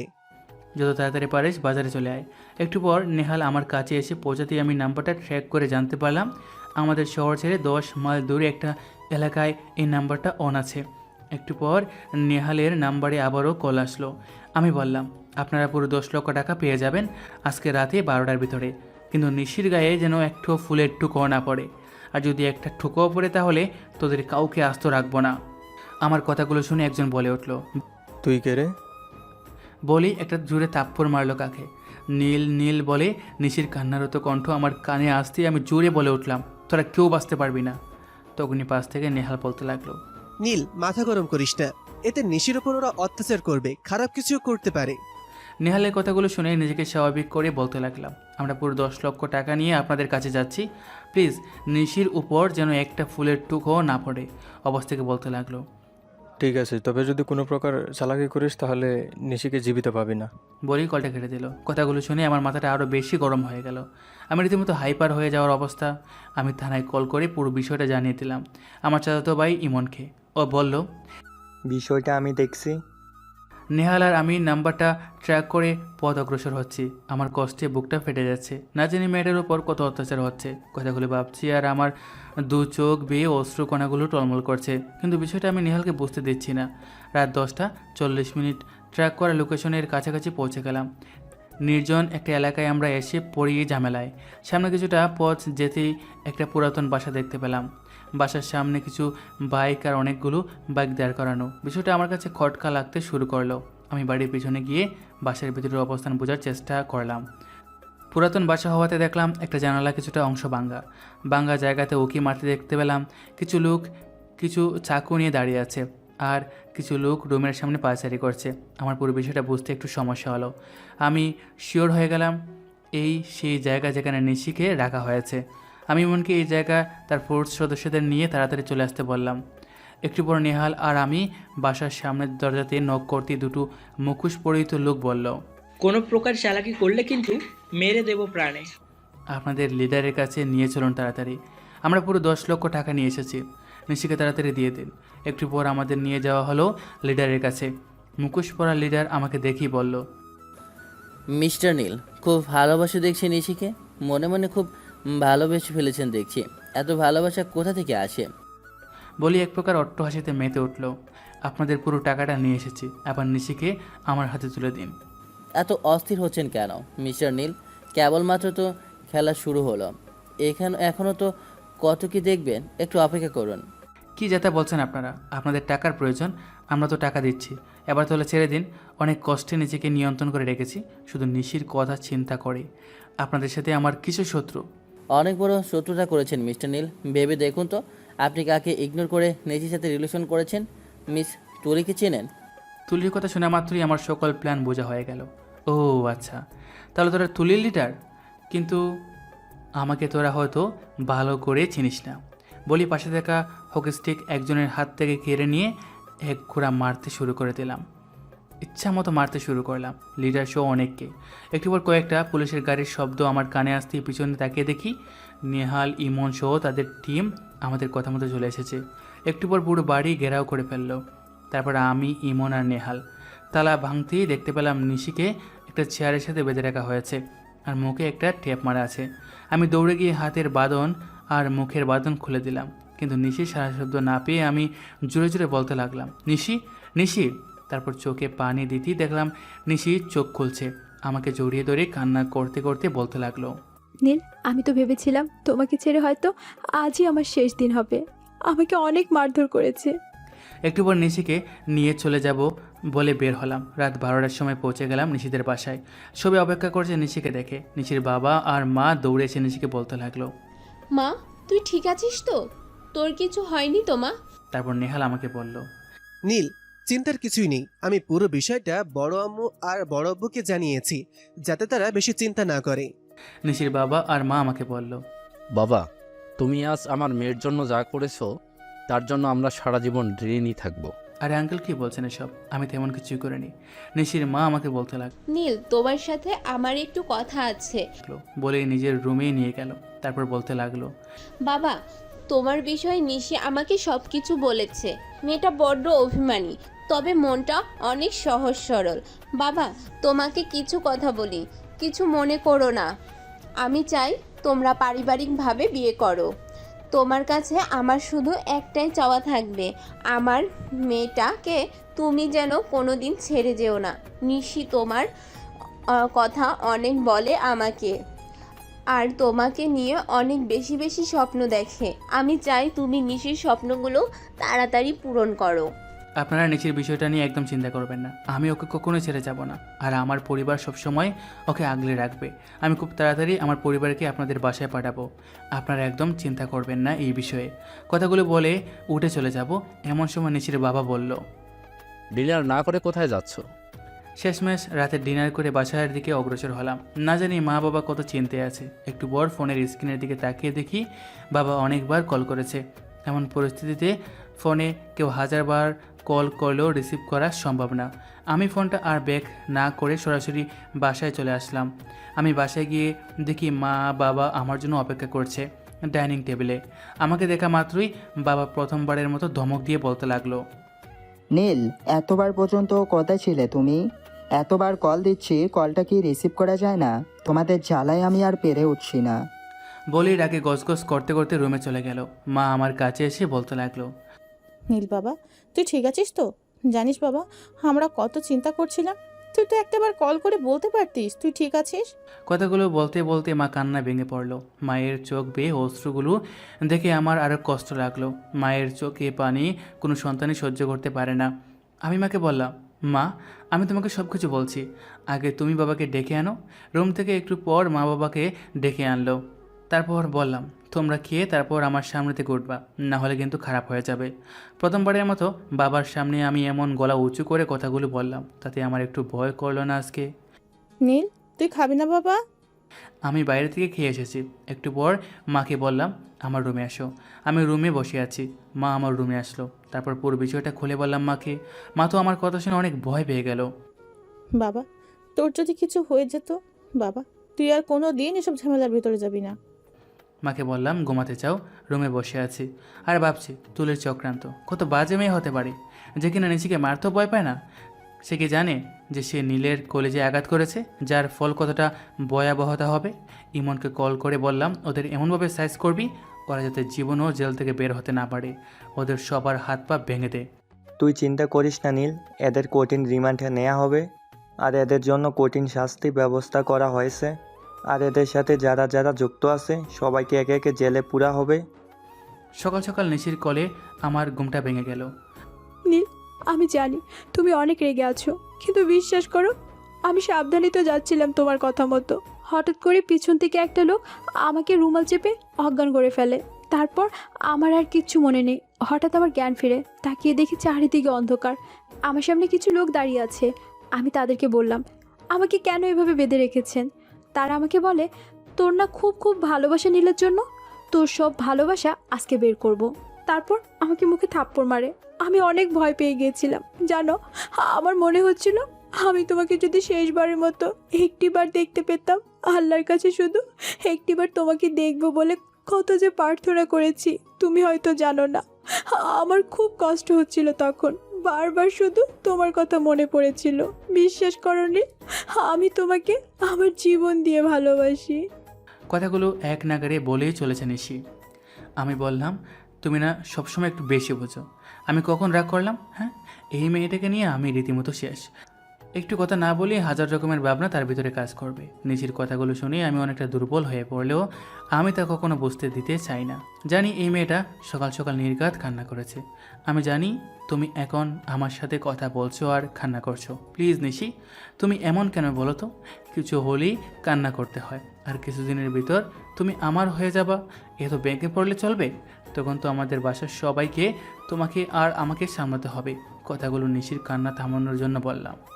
নীল প্লিজ, তুমি আমাকে তাড়াতাড়ি তোমাদের বাসায় নিয়ে যাও। ইদানিং তোমাকে নিয়ে আমার খুব ভয় ভয় দিন পার হয়। না জানি ওই ডাইনিটা তোমার উপর কখন আক্রমণ করে বসে। আমি নিজেকে নিয়ে একটু ভাবি না, আমার মনে সব সময় তোমাকে নিয়ে যত সব চিন্তা। নিশির সাথে যত দিন যাচ্ছে তত নিজেকে ভাগ্যবান মনে হচ্ছে। একটা মানুষ কতটা ভালোবাসতে পারে তা নিশিকে না পেলে হয়তো আমি বুঝতে পারতাম না। আমি ওকে এত ভালোবাসার পরও মনে হচ্ছে আমি হয়তো নিশিকে কম ভালোবেসেছি। ওর ভালোবাসার তুলনায় আমার ভালোবাসা একটু হলেও কম হয়ে যাচ্ছে। নিশি, তুমি সাবধানে থাকবে, বাসা থেকে একা একা বের হবে না। কোনো প্রয়োজন হলে আম্মু কিংবা নিহালকে বলবে, বলেও একা একা কোথাও যাবে না। কথাগুলো বুঝতে পেরেছ? নিশি হে সুযোগ সায় দিয়ে আমাকে বলল। তুমিও সাবধানে থেকো। একটু পর কলটা রেখে অফিসে চলে গেলাম। আজ অফিস থেকে তাড়াতাড়ি বাসায় ফিরতে হবে, কারণ আজ বাবার সাথে নিশির আর আমার বিষয়টা সরাসরি বলবো। আমি নিশিকে হারাতে চাই না। তখনই হঠাৎ মনে পড়ে যেতে লাগলো তুলি নামক ডাইনির কথা। মনে মনে ভাবতে লাগলাম, তুলিকে আজ একটা উচিত শিক্ষা না দিলে হবে না। তুলির নাম্বারে কল দিতেই, হ্যালো তুলি। আমার কথা শুনে তুলি তো মহাকুশি, বলে উঠল, জানতাম নীল তুমি আমার জীবনে ফিরে আসবে। আমি মনে মনে বলতে লাগলাম, তোর মহাকুশির দিন বের করছি।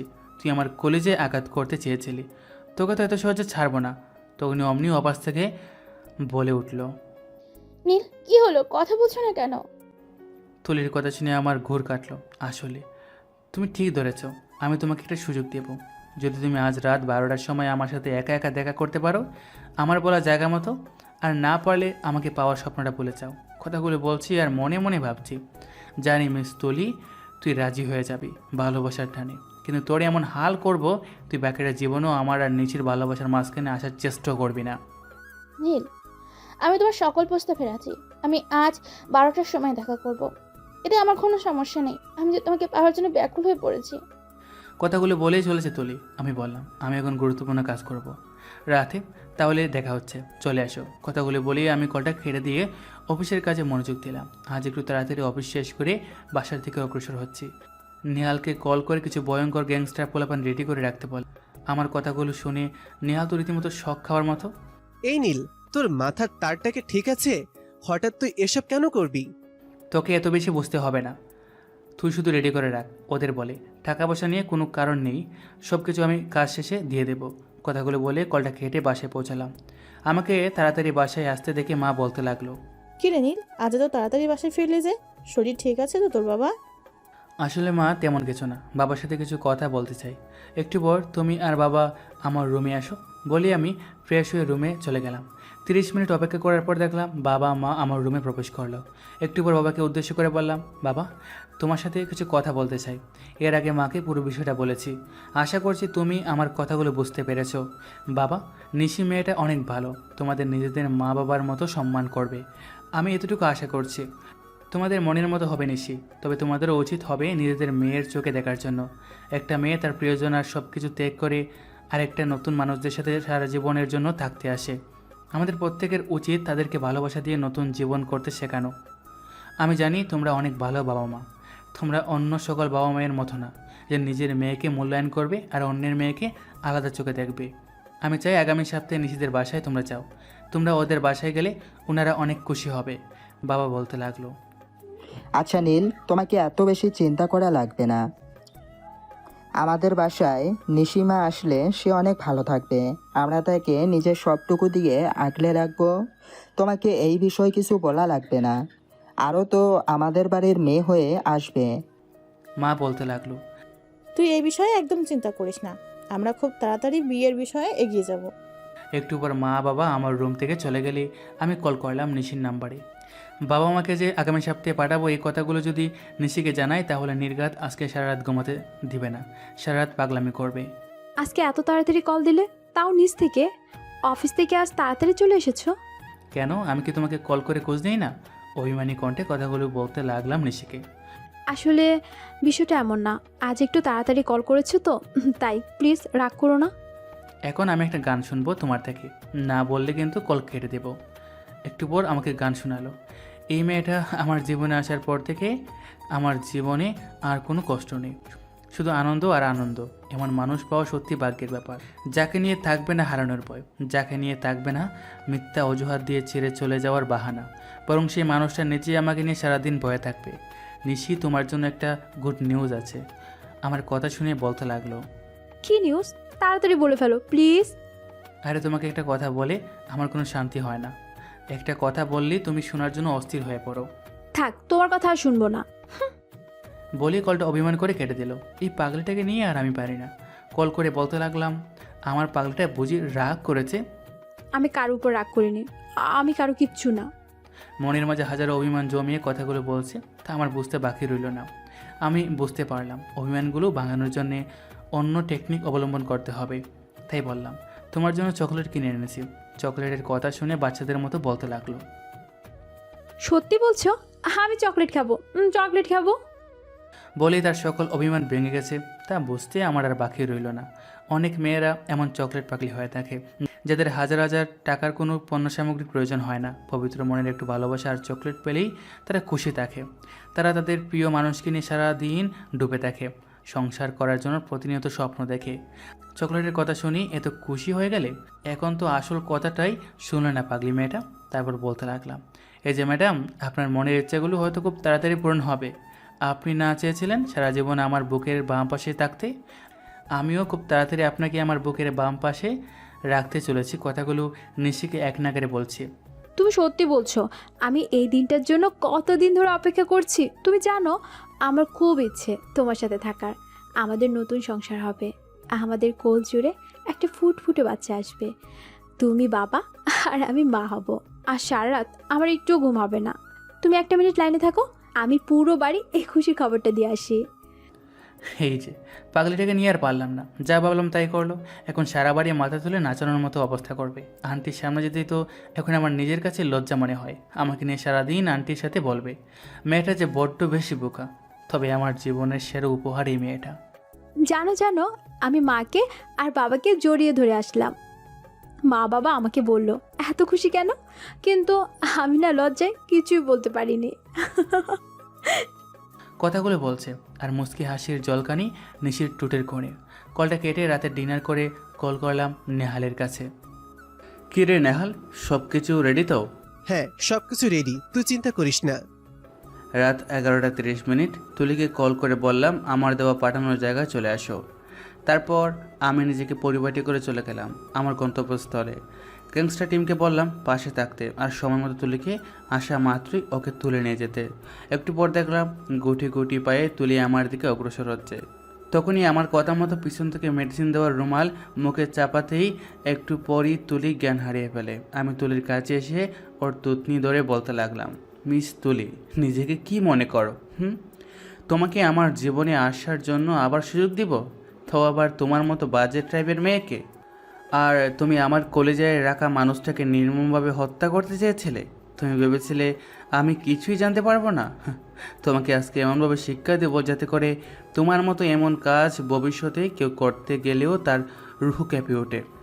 তারপর বললাম গাড়িতে করে নির্জন জনশূন্য জঙ্গল খুঁটির বাড়িতে নিয়ে যেতে গ্যাংস্টার টিমকে। আমার কথা মতো মাইক্রো গাড়িতে করে ওরা তুলির মুখে কষ্টেপার হাতগুলো বেঁধে গাড়িতে তুলে নিয়ে চলে গেল। নীল, তুই কি করতে চাচ্ছিস বিষয়টা আমি বুঝতে পারছি না। একটু বেশি বাড়াবাড়ি করে ফেলছিস না? এই বিষয়টা নিয়ে কিন্তু ঝামেলা হতে পারে। আর তো চাচাতো ভাই ইমনকে বললেই তো ও তুলিকে ধরে রিমান্ড আর জেলে ভরে রাখতো। নেহাল, তুই কি ভয় পাচ্ছিস? যদি ভয় পাস তাহলে বাসায় চলে যা। কথাগুলো বলে আমি চলে যাব। এমন সময় নেহাল বলে উঠল, নীল, তুই যাই বলিস তাই হবে। তুই কি করে ভুলে গেলি নিশির সাথে ঘটে যাওয়া এত বড় ঘটনাকে? তুই ভুলে গেল আমি ভুলতে পারিনি। তুই কেমনে ভাবলি আমি তুলির উপর প্রতিশোধ নিব না? একটু পর নেহালকে বললাম, চল আজকের মতো বাসায়। সকাল হলেই আমরা কুঠির বাড়িতে যাব। কুঠির বাড়ি হলো আমাদের এলাকা থেকে প্রায় 15 মাইল দূরে অবস্থিত একটা জনশূন্য জায়গা। এটা ছিল পুরাতন বাড়ি, যেখানে মানুষের কোনো বসবাস নেই বললেই চলে। দিনের বেলাতেও এখানে যেতে অনেকে ভয় পায়। একদিন শুনেছিলাম নেহালের কাছ থেকে এই বাড়ির সম্পর্কে। নেহাল গ্যাংস্টার টিমের একজন বড় ভাই, তবে সে এমন ছোট্ট বিষয় নিয়ে জামালা পাকাতে চায় না। তবে আমি বললে আমার জন্য সব কিছু করতে পারবে এটা আমার না জানা কোনো কথা না, কারণ নেহালের সাথে আমার কেটেছে আমার পুরোটা সময়। আমি নেহালের সাথে গ্যাংস্টার টিমে না থাকলেও সবাই আমাকে চেনেছে। আমি নেহালের কাছের বেস্ট ফ্রেন্ড। সবাই আমাকেও বড় ভাই বলে সম্বোধন করে। একটু পর নেহাল আমাকে নামিয়ে দিয়ে বাসার দিকে অগ্রসর হওয়ার আগে আমি বললাম, কল করে জেনে নিস ওরা ঠিকঠাক মতো পৌঁছাতে পেরেছে কিনা। আর আমিও কল দিয়ে জেনে নিচ্ছি। আরে নীল, তুই একদম চিন্তা করিস না। এসব সামান্য বিষয় আমি রাতারাতি গুম করে দিতে পারি। তারপর বিদায় নিয়ে চলে গেল। আজকে বাসায় আসতে একটু রাত হলেও সমস্যা নেই। আমি বের হওয়ার আগে মাকে জানিয়েছিলাম রাতে বাসায় ফিরতে একটু দেরি হবে।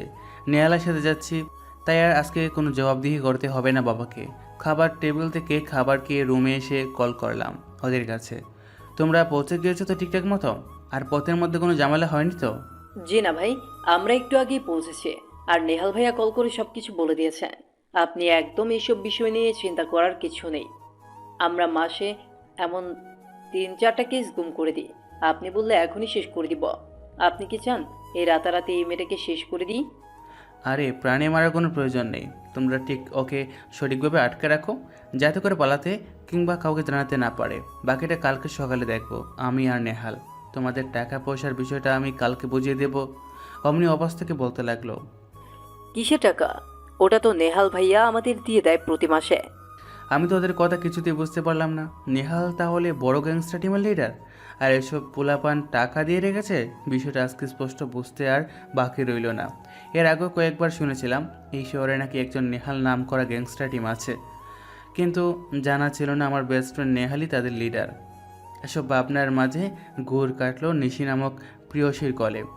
ফোনটা হাতে নিতেই মনে মনে ভাবতে লাগলাম, আজকে আমার খবর আছে। এত রাত হয়ে গেছে, নিশিকে তো কল করতেই ভুলে গেছি।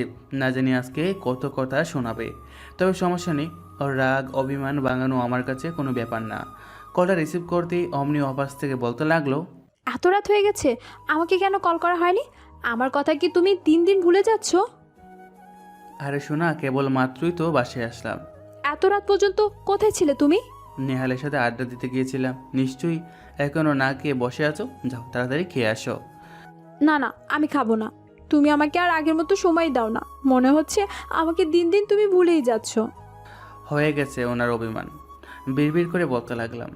কত যে তোমার ভালোবাসা লাগে তা আমি দেখাচ্ছি, আর কিছুদিন পর তোমাকে দেখাচ্ছি।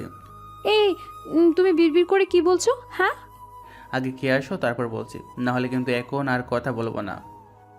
এই আমি এক্ষুনি খাবো, কল কেটো না।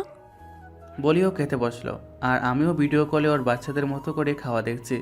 ওর মায়াবী মুখটা যতবার দেখি ততবার ভালোই লাগে। ওর নিষ্পাপ মুখটা আমার কাছে রাতের আকাশের চাঁদের মতো লাগে।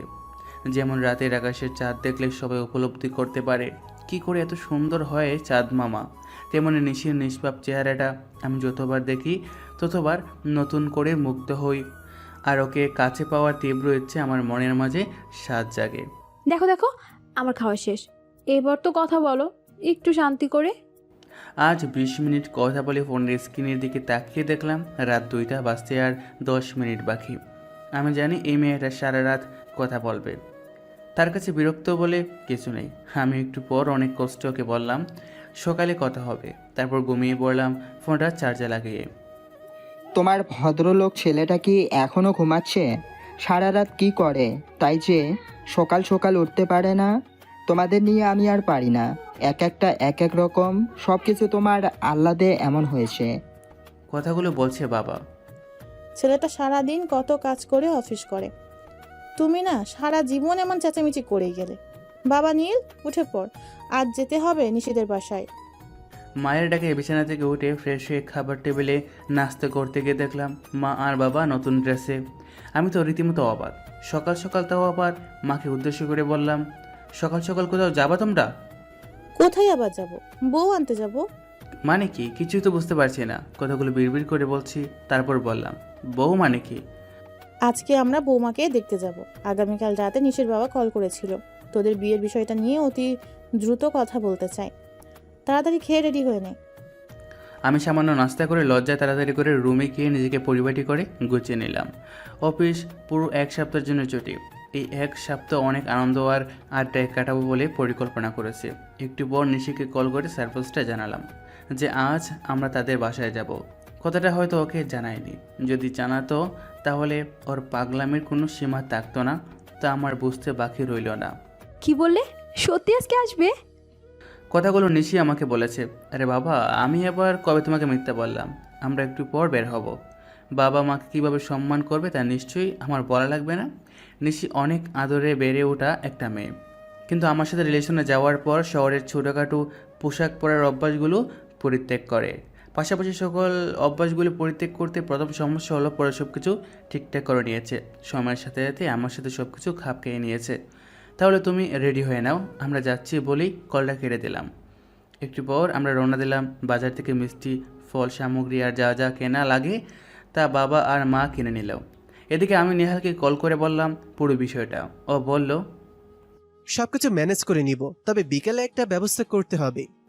আমি যত তাড়াতাড়ি পারবো নিশিদের বাসা থেকে বের হব, ততক্ষণ তো একটু সামাল দিয়ে বলি কলটা কেটে দিলাম। মুখের কষ্টে আবার হাতগুলো লোহার চেয়ারের সাথে বাঁধা অবস্থায় তুলে নিজেকে দেখে অনেকটা অবাক হয়ে গেল। তারপর জোরে জোরে চিৎকার করতে গেলেও মুখে টেপ মেরে রাখার কারণে কোনো শব্দ করতে পারলো না। সামনের দিকে তাকাতেই অবাক হয়ে গেল। এটা আর কেউ না, নীলের বেস্ট ফ্রেন্ড। মুখের বাঁধনটা ইশারায় খুলে দিতে বলল নেহাল। মুখের বাঁধনটা খুলে দেওয়ার পর নেহাল বলতে লাগলো, অবাক হচ্ছে তুলি সরকার, নিজেকে কি মনে করো? তোমাকে কেন এভাবে আনা হয়েছে? সেদিন তুমি যে আমার চাচাতো বোন নিশিকে মারতে চেয়েছিলে, ভেবেছো কি এর পেছনে তোমার হাত আছে তা আমি আর নীল জানতে পারিনি? নিজেকে কি মনে করো? আমি ইচ্ছে করলে সেই রাতেই তোমাকে তুলে এনে অনেক কিছু করতে পারতাম। আর তোমার নাকি চুটকো টুটকো গ্যাং টিম আছে, তোমার ওই টিমকে শেষ করতে আমার 2 মিনিটও সময় লাগবে না। বলেই জোরে জোরে অট্ট হাসি দিল নেহাল। আর এদিকে তুলি বইয়ে ঢোক গিলতে গিলতে বলতে লাগলো, আমি কিছুই জানি না, প্লিজ আমাকে ছেড়ে দাও। আমি আর জীবনেও নীল আর নিশির পথের কাটা হয়ে দাঁড়াবো না, কথা দিচ্ছি। ঠাস ঠাস করে তাপ্পড় মেরে বলতে লাগলো, ভুল করার আগে কথাগুলো মনে ছিল না? কেমন মেয়ে তুমি? একটা মেয়ে হয়ে আরেকটা মেয়েকে মারতে চেয়েছিলে। তখনই হঠাৎ কান্নারত কণ্ঠে তুলি বলতে লাগলো, প্লিজ আমাকে একটিবারের জন্য ছেড়ে দাও, আমি আর এমন ভুল করব না। এই মেয়ে, তোমার জীবন মরণ নির্ভর করছে নীলের উপর। ও যদি চায় তোমাকে ছেড়ে দিবে তাহলে তুমি বেঁচে গেলে, আর না হলে তোমার সবকিছু এখানেই শেষ। বলে চুলের মুঠু ধরে আছে। বুঝতে পারছি তুলি অনেক কষ্টে পাচ্ছে, তাতে আমার কি? ও নিশির মতো নিষ্পাপ মেয়েটাকে এভাবে মারতে চেয়েছিল, তাকে কখনো মাফ করা যাবে না। এদিকে বাবা মা আর আমি পৌঁছে গেলাম নিশিদের বাসার সামনে। গেটের সামনে আসতেই মা বলতে লাগলো, নীল, এত বড় বাড়ি নিশিদের? হ্যাঁ, এত বড় বাড়ি গাড়ি থাকা সত্ত্বেও তারা আমাদের হাতে তুলে দিতে চায় নিশিকে। এদের পরিবারে নেই কোনো অহংকার, এত থেকেও তাদের কোনো অহংকার নেই। আমাকে দারোয়ান বলল। দাঁড়িয়ে থাকবেন নাকি ভেতরে আসবেন? আমি দারোয়ানকে বললাম, গাড়িতে কিছু জিনিস আছে, প্লিজ আনবেন। আচ্ছা স্যার, আপনারা বাসার ভেতরে যান, আমি সব কিছু নিয়ে আসতেছি। মা বাবা আর আমি অগ্রসর হলাম বাসার ভিতর। একটু পর কলিং বেল বাজাতেই ভাবলাম, এই পাগলি মেয়েটা হয়তো দরজাটা খুলবে। যেমন ভাবনা তেমন কাজ।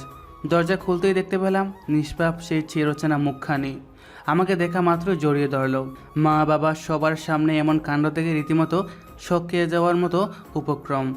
আমি আস্তে আস্তে নিশির কানের কাছে ফিসফিস করে বলতে লাগলাম, কি করছো এসব? পেছনে মা বাবা রয়েছে, আমাকে আর লজ্জা দিও না, পরে যত ইচ্ছে জড়িয়ে ধরো। কথাগুলো বলা মাত্রই আমাকে ছেড়ে দিয়ে মায়ের পায়ে সালাম করাতে মা বলতে লাগলো, আরে মা, পায়ে সালাম করার কোনো প্রয়োজন নেই, বুকে এসো। বলি মা নিশিকে বুকে জড়িয়ে নিয়ে বলল, তুমি তো আমার মেয়ে, আর মেয়ে কোনোদিন মায়ের পায়ে পড়ে? ভাগলি মেয়ে একটা। তারপর বাবাকেও একইভাবে সালাম করলো। তারপর আমাদের ভেতরে নিয়ে যাওয়া হলো। আমার তো এখন মা বাবার দিকে তাকাতে লজ্জা করছে। নিশির বাবা মাকে সালাম দিয়ে আমি বসতে যাব, তখন নিশি আমার হাত ধরে টানতে টানতে রুমে নিয়ে গেল। আর মা বাবা আলাপ করতে লাগলো নিশির পরিবারের লোকজনের সাথে। এই, তুমি কি পাগল হয়ে গেছো? আমাকে জড়িয়ে ধরলে কেন এমন করে? তোমার লজ্জা শরম বলতে কিছু নেই? বাচ্চাদের অভ্যাসগুলো কবে যে ঠিক হবে? তো কি হয়েছে? আমি আমার হাজবেন্ডকে জড়িয়ে ধরেছি, এতে কার কি হবে আর কিসের লজ্জা? তোমাদের আসতে কোনো সমস্যা হয়নি তো? না, সবাই ওখানে কথা বলছে, আমাকে ওখানে থাকাটা জরুরি। আমি যদি এখানে থাকি তাহলে কি ভাববে বলো তো? আর একটু থাকো তো, আমাকে একটু জড়িয়ে ধরো না নীল, খুব ইচ্ছে করছে জড়িয়ে ধরতে আর তোমার বুকে একটু মাথা রাখতে। মনে মনে বিড়বিড় করে বলতে লাগলাম, তোমার সারাদিন জড়িয়ে ধরে থাকলেও স্বাদ মিটবে না, পাগলি মেয়ে একটা। জানি এখন ওকে জড়িয়ে ধরতে না দিলে আরেকটা অঘটন ঘটিয়ে ছাড়বে। তারপর নিচ থেকেই জড়িয়ে ধরলাম। একটু পর নিশিকে বললাম, রেডি হয়ে নাও, ওখানে যেতে হবে। বলেই আমি চলে গেলাম। সবাই দেখে আমাকে দেখে নিশ্চুপ হয়ে গেল। বুঝতে পারলাম আমাকে নিয়ে এতক্ষণ কথা বলা হচ্ছিল। সামনে অনেক রকমের নাস্তার প্লেট সাজানো রয়েছে। আমি কয়েকটা আঙ্গুর নিয়ে খেতে লাগলাম। একটু পর দেখলাম নিশি এসে আমার পাশে ফাঁকা চেয়ারে বসে পড়লো। তাহলে এবার ফাইনাল কাজগুলো শেষ করে ফেলা যাক বেআই সাহেব। কথাগুলো নিশির বাবা আমাদের ইঙ্গিত করে বলতে লাগলো। আপনারা চাইলে আজকে আংটি পরিয়ে রাখতে পারেন। আমি তো অবাক, আমরা তো এই বিষয়ে প্রস্তুত নিয়ে আসিনি। তাহলে আংটি পরানোর কথাটা কেন উঠলো? মনে একটা কটকা লাগতে শুরু করলো। বাবা বলতে লাগলো, আমাদের কোনো আপত্তি নেই। বলেই মাকে বলল, ছেলের হাতে দাও আংটিটা। আমি বুঝতে পারলাম পুরো বিষয়টা। তার মানে এর আগে থেকে সকল প্ল্যান করে রেখেছিল বাবা মা, তবে আমাকে কেন জানালো না? কি রে বাবা, এত কি ভাবছিস? মায়ের কথায় আমার সমস্ত ঘুর কেটে গেল। আমি হাতে আংটিটা নিয়ে নিশির হাতে পরিয়ে দেওয়া মাত্রই সবাই আলহামদুলিল্লাহ বলে কাজটা সম্পূর্ণ করলো। একটু পর যা দেখলাম তা দেখার জন্য আমি মোটেও প্রস্তুত ছিলাম না। নিশির মা আমার জন্য একটা গড়ি নিয়ে এসে নিশিকে বলল পরিয়ে দিতে। আমাকে পরিয়ে দিল। আমি ফোনের স্ক্রিনের দিকে তাকিয়ে দেখি বিকাল 2টা বেজে গেছে। মনে পড়ে গেল তুলির বিষয়টা। বিকালে খাওয়া শেষ করে আমি নিশিকে বললাম, জরুরি একটা কাজে আমাকে এক্ষুনি বের হতে হবে। বাবা আমাকে কোনো মতে আসতে দিল না। নিশির বাবা বলল রাতে বাসায় যাবে, আমাকেও আসতে দিত না। জরুরি কথা শুনে না করতে পারলো না। আর নিশি হয়তো আমার উপর অনেক রাগ অভিমান করে কষ্ট পাবে, তবে আমি এক প্রকার বাধ্য, কারণ এমনিতেই সকাল থেকে নেহালের উপর দায়িত্ব দিয়েছি। একটু পর রওনা হলাম পুরাতন কুঠির বাড়ির দিকে। শেষমেশ পৌঁছে গেলাম নির্দিষ্ট স্থানে। আমাকে দেখা মাত্র নেহাল বলতে লাগলো, আরে তাহার বলিস না। তারপর পুরো ঘটনা বলতে লাগলাম। এত খুশির সংবাদ বলে আমাকে বুকে টেনে নিল নেহাল। পিছন থেকে একটা পিস্তল বের করে আমার হাতে দিয়ে বলল, এটা রাখ, কাজে লাগবে। তোকে একবারের জন্য দিচ্ছি এটা, ভয় পাওয়ার কোনো কিছুই নেই। আমি একটু বাসায় যাব, আর তোর কোনো সমস্যা হবে না। আমি সবকিছু বলে রেখেছি ওদের, প্রয়োজন হলে ওদের ডেকে নিস। আমি বলতে লাগলাম, নেহাল তুই এতদিন আমার থেকে এত বড় কথা লুকিয়ে রেখেছিস। আমার কথা শুনে কপাল কুঁচকে নেহাল বলতে লাগলো, কি এমন কথা যা আমি লুকিয়ে রেখেছি, তাও আবার তোর সাথে? তুই যে এই শহরের নাম করা গ্যাংস্টার আর এসব পোলাপান তুই টাকা দিয়ে পুষে রাখিস। আমার কথা শুনে নেহাল চমকে গেল। আরে নীল কিভাবে জানলো কথাটা?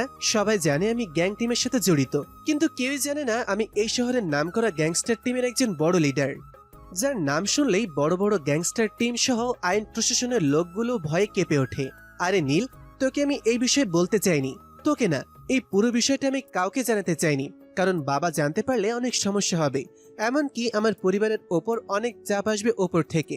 আর তুই তো জানিস আমি টার্গেট ছাড়া কাউকে ধরি না, আমি কাউকে অন্যায়ভাবে ক্ষতি করি না, আমি তাদের ওপর প্রতিশোধ নিই যারা সমাজের অবহেলিত মানুষগুলোর ওপর অন্যায় অবিচার করে।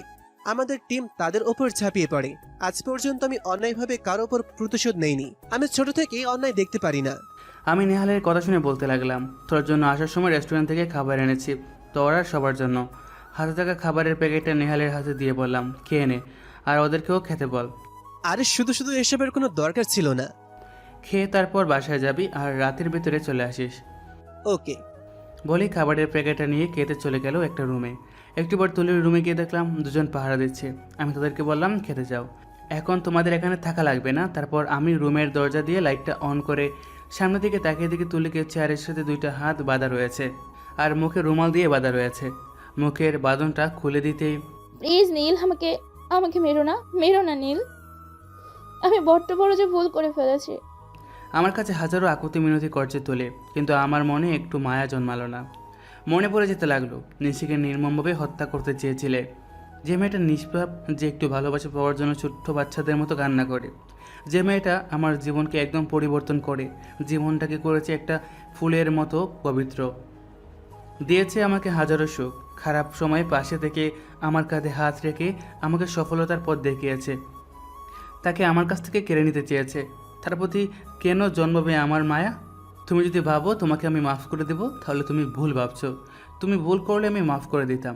আমাকে যে ছেড়ে চলে গিয়েছিলে, এতে আমি অনেক কষ্ট পেয়েছিলাম। নিশির আসার পর থেকে আমি তোমাকে মাফ করে দিয়েছিলাম।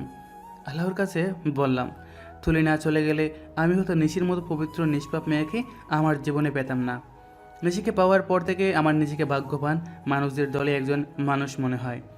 আমি তোমাকে ভালোবাসে যেমন চাইতাম, তুমি আমাকে একটু সময় দাও, তোমার একটু পবিত্র ভালোবাসায় আমাকে বিলীন করে দাও। যে ভালোবাসায় থাকবে না ছেড়ে চলে যাওয়ার কোনো অজুহাত। কিন্তু তুমি আমাকে বুঝতে পারোনি, কিন্তু আমি আগে এভাবে তোমাকে পেতে চাইতাম। কিন্তু দেখো ভাগ্যের কি নির্মম পরিহাস, আমি যা চেয়েছি তার থেকেও দ্বিগুণ পেয়েছি। আর তুমি হারিয়েছো সত্যিকারের একজন প্রেমিককে।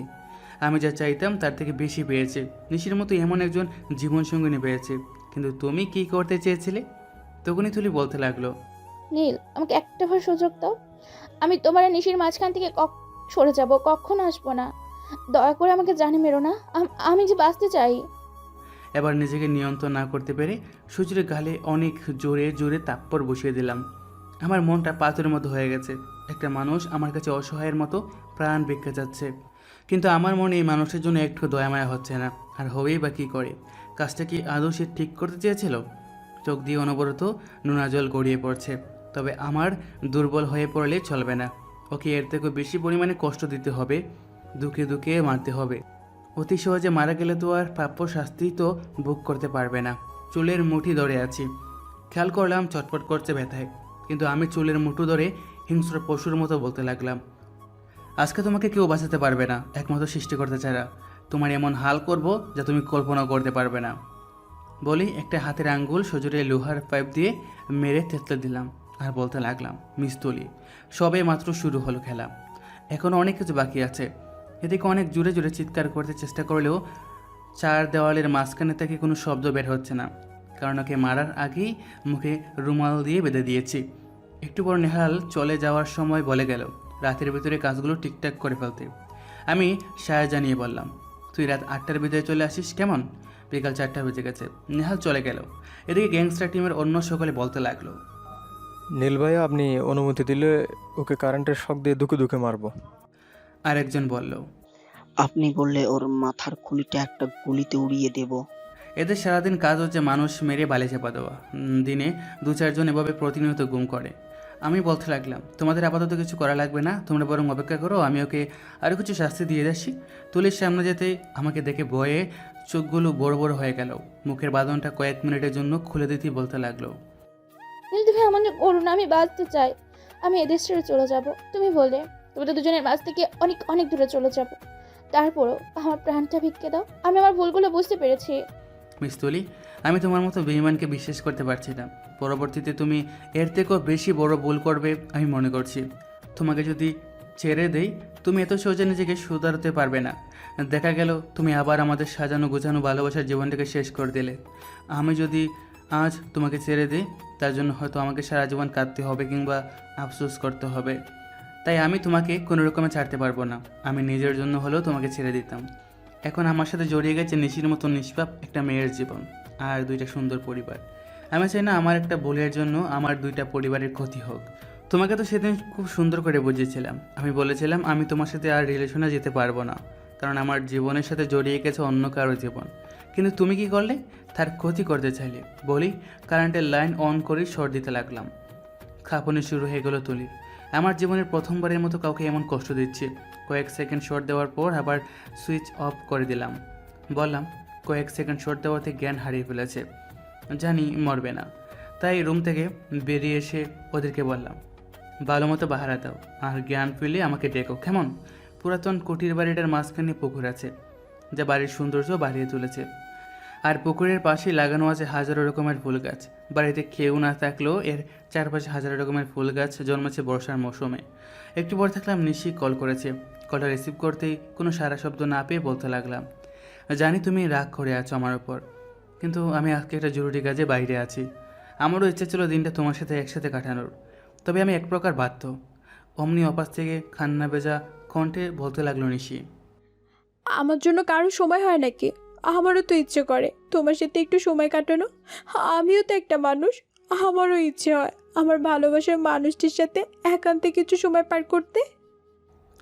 বুঝতে বাকি রইল না এই মেয়েটা বিকালে না খেয়ে আছে, কান্নার রাগে পুরো বিকেল পার করছে। আরে তুমি সবসময় এভাবে কথা বলো কেন?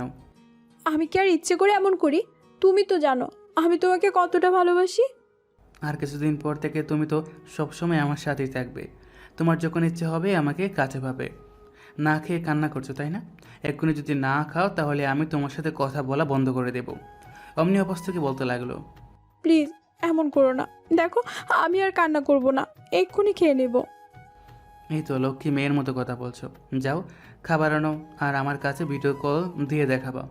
একটু পর খাওয়া শেষ করে অনেকক্ষণ কথা বলার পর আমাকে জিজ্ঞেস করলো, কোথায় আছো তুমি? অফিসের গুরুত্বপূর্ণ একটা কাজে বস পাঠিয়েছে। কোনো সময় মিথ্যা বলি না, তবে আজ প্রথমবারের মতো মিথ্যা বলতে হলো নিশিকে। কারণ আমি যদি তাকে সত্যিটা বলি তাহলে এক্ষুনি বিষয়টা অনেক ভয়াবহ হয়ে যাবে। কারণ এমনিতেই আমাকে নিয়ে রীতিমতো সে সবসময় ভয়ে আর পাগলামি করে। ফাইনাল ডিসিশন নিলাম, তুলিকে পানি মেরে দিব বলেই আবার রুমের ভিতরে প্রবেশ করলাম। দেখলাম জ্ঞান ফিরেছে। চোখ দিয়ে টপ টপ করে অশ্রু কণাগুলো গড়িয়ে পড়ছে। তবে সেও যে আমার চোখ থেকে হাজারো ফোঁটা জল জড়িয়েছে, তাকে হারানোর পর আমার জীবনটা হয়ে উঠছিল নরক। আমার রাতের অনুভূতিগুলো আজও আমি বলতে পারিনি। আমি তো তাকে নিয়ে বাঁচতে চেয়েছিলাম, কিন্তু সে তো আমার ভালোবাসাগুলোকে মূল্যায়ন না করে বেছে নিয়েছিল যোগ্যতা সম্পূর্ণ একটা স্মার্ট ছেলেকে। কষ্ট দিয়েছিল আমার মতো একটা ছেলেকে। তখনই আমার ভেতর থেকে বলতে লাগলাম, কী রে নীল, তুই কি খুব দুর্বল হয়ে পড়ছিস? বলে যাচ্ছিস তোর কলেজা ছিঁড়তে চেয়েছিল এই মেয়েটা? আমি আর এক মুহূর্তে দেরি না করে বলতে লাগলাম, সজীব চলে আসো, এর সময় শেষ হয়ে এসেছে। সজীব হচ্ছে গ্যাংস্টার টিমের নেহালের সব থেকে কাছের একজন। আমার ডাকে সাড়া দিয়ে বলতে লাগলো, কি হয়েছে নীল ভাইয়া? একে একটু পরে মেরে ফেলো, তবে একে নির্মমভাবে মারতে হবে কিন্তু, যাতে পরবর্তীতে কেউ এমন ভুল না করে। আপনি কোনো চিন্তা করবেন না, আমরা এর মতো একটা মেয়েকে শেষ করতে একটু সমস্যা হবে না। নেহাল ভাইয়া বলেছে এই মেয়েটা অনেক বাজে, এর নাকি অনেক অহংকার, আর নাকি খারাপ অনেক মানুষের সাথে হাত আছে। একে কোনো রকম ছেড়ে দিলে আমাদের অনেক বড় ভুল হবে, কারণ এর মাধ্যমে বেরিয়ে যাবেন নেহাল ভাই সহ আমাদের নাম। তাই একে অতি দ্রুত শেষ করে দিব। আজকে রাতের আগেই একে শেষ করে আমাদের মিশন সম্পূর্ণ করতে হবে। এদিকে সন্ধ্যা 7টা বেজে গেছে। নেহালের কাছে কল করে বললাম তাড়াতাড়ি চলে আয়, আমি রাস্তার ভেতরে গাড়িতে আছি, 1 ঘন্টার মধ্যে পৌঁছে যাব। রাত 8টা 10-এ নেহাল এসে পাড়ি জমালো। সজীব, কাজগুলো ঠিকঠাক মতন হয়েছে তো? জি ভাইয়া, সব কাজ শেষ, এখন শুধু লাশটা নদীতে ফেলে দিলেই সব কাজ শেষ। আমাকে সাথে নিয়ে নেহাল চলে গেল আর ওদেরকে বললো সব কিছু ঠিকঠাক মতো করতে। এদিকে গুনিয়ে আসলো বিয়ের দিন। চারদিকে হইচই পড়ে গেল। আজকে বিয়ের মঞ্চে বসে আছে আর বধূর বেশে বসে আছে একটা পরি। আজকে নিশিকে পরিপাটি হয়ে সেজে আরও বেশি ভালো লাগছে। ইচ্ছে করছে এখনই তার উপর ঝাঁপিয়ে পড়তে। একে একে আমাদের বিয়ের কাজ সম্পন্ন করা হলো। এবার পালা আসলো শেষ বিদায় নেওয়ার। অনেক কান্নাকাটি করছে নিশির জন্য ওর পরিবার, যা সাধারণত সব পরিবার করে থাকে। তারপর নিশিও এই বাড়ির সব থেকে আদরের টুকরা মেয়ে বলে কথা। বধূর সাজে সজ্জিত হয়ে বসে আছে বাসর ঘরে। আমি রুমে প্রবেশ করতেই দেখলাম ঘোমটা পরিহিত একটা লাল শাড়ি পরে একটা মেয়ে বসে আছে। চিরচেনা মনে হলো ঘোমটা দেওয়ার কারণে তার মুখটা স্পষ্ট দেখা যাচ্ছে না। আমি একটু পর পাশে বসে বললাম, এই যে ম্যাডাম, এত ঘোমটা দেওয়ার কি আছে? এবার তো ঘোমটা তোলো। অমনি অপাস থেকে বলতে লাগলো, যার বউ সে তুলবে সময় হলে। ও আচ্ছা, তাই বুঝি? রাত অনেক হয়েছে, এবার ঘুমাতে হবে। আমি জড়িয়ে প্রথমবারের মতো ওর টুটের সাথে নিজের টুট চেপে ধরে কিস করতে লাগলাম। একটু একটু করে তুলে যেতে লাগলাম সুখের রাজ্যে। কয়েক ফোঁটা পানি আমার গায়ে পড়াতেই ঘুমটা ভেঙে যেতেই দেখলাম আমার সামনে চুলগুলো এলোমেলো করে দিয়ে ছেড়ে আয়নার সামনে নিজেকে পরিপাটি হয়ে গোছাতে নিজেকে ব্যস্ত নিশি। আমি তো চোখ বুজে বুঝে ওকে দেখছি। আমাকে আর লুকিয়ে লুকিয়ে দেখতে হবে না। আমি তো রীতিমতো শখ খেয়ে গেলাম। নিশি কেমন করে বুঝলো? আমি পিছন থেকে জড়িয়ে ধরে আলতো করে কিস করতে লাগলাম। বিয়ের বছর খানিক পর নতুন একটা সকালের আগমন ঘটল। সবার মুখে হাসির রেখা। আমি সবাই মাত্র অফিস শেষ করে বাসায় আসলাম। আবার হঠাৎ নিশির আব্বা আম্মা আমাদের বাসায়। আমি তো রীতিমতো শখ খাওয়ার মতো উপক্রম। সবার মুখের হাসি দেখে আমি বলতে লাগলাম, কি হয়েছে? না বললে কেমনে বুঝবো? তখনই দেখতে পেলাম নিশি সিঁড়ি বেয়ে রুমের দিকে আস্তে আস্তে চলে গেল। আম্মু বলতে লাগলো, আমাদের নতুন আলোর বাতি আসতে চলেছে। তখন আর বুঝতে বাকি রইল না। আমি লজ্জায় দাঁড়িয়ে থাকতে পারলাম না, তাই আমি রুমের দিকে চলে গেলাম। রুমের সামনে আসতে দেখলাম নিশি রুমে দাঁড়িয়ে আছে। আমি পিছন থেকে গিয়ে ওকে বলতে লাগলাম, এই যে মিস নিশি, শুনলাম আপনি নাকি মা হতে চলেছেন। কথাটা আমাকে আগে থেকে জানালে আমি বেশি খুশি হতাম। আমি তোমাকে ইচ্ছে করে বলিনি, মনে করো এটা সারপ্রাইজ দিলাম। বলি আমার বুকের সাথে ওর মুখটা গুজে নিল। আমি সেদিন প্রথমবারের মতো খুশিতে কান্না করে দিয়েছিলাম। আম্মু আম্মু দেখো, বাবা কত পচা, আমার সাথে খেলায় পারে না। তুমি বাবাকে বকে দাও তো। ঠিক বলেছ। শোনো, তোমার আব্বু একদম পচা, আমাদের দুজনকে একটু ভালোবাসে না। কথাগুলো আমাকে ইঙ্গিত করে বলছে নিশি। আমি সুযোগ বুঝে আদিত্যকে বললাম, বাবাই তোমার দাদু কি করছে দেখে আসো তো। আদিত্য হচ্ছে আমাদের ভালোবাসার ফসল, মানে আমাদের ছেলে। দেখতে দেখতে ছেলেটার বয়স আজ 5 বছর পূর্ণ হলো। ছেলেটা অনেক দুষ্টু টাইপের, একদম আমার মতো। আদিত্য রুম থেকে যেতেই নিজেকে পেছন থেকে চেপে ধরে ওর কাঁধে মুখ রেখে বলতে লাগলাম, কি ব্যাপার, খুব রাগানো হচ্ছে মা আর ছেলে মিলে? এই ছাড়ো, ছেলে আসছে, লজ্জে পড়ে যাব আমি। তাছাড়া আমার কাজ আছে অনেক।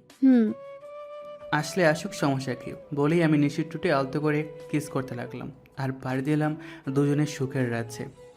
নতুন নতুন রোমান্টিক ভালোবাসার গল্প শুনতে আমাদের সাথেই থাকবেন। ধন্যবাদ সবাইকে। আল্লাহ হাফেজ।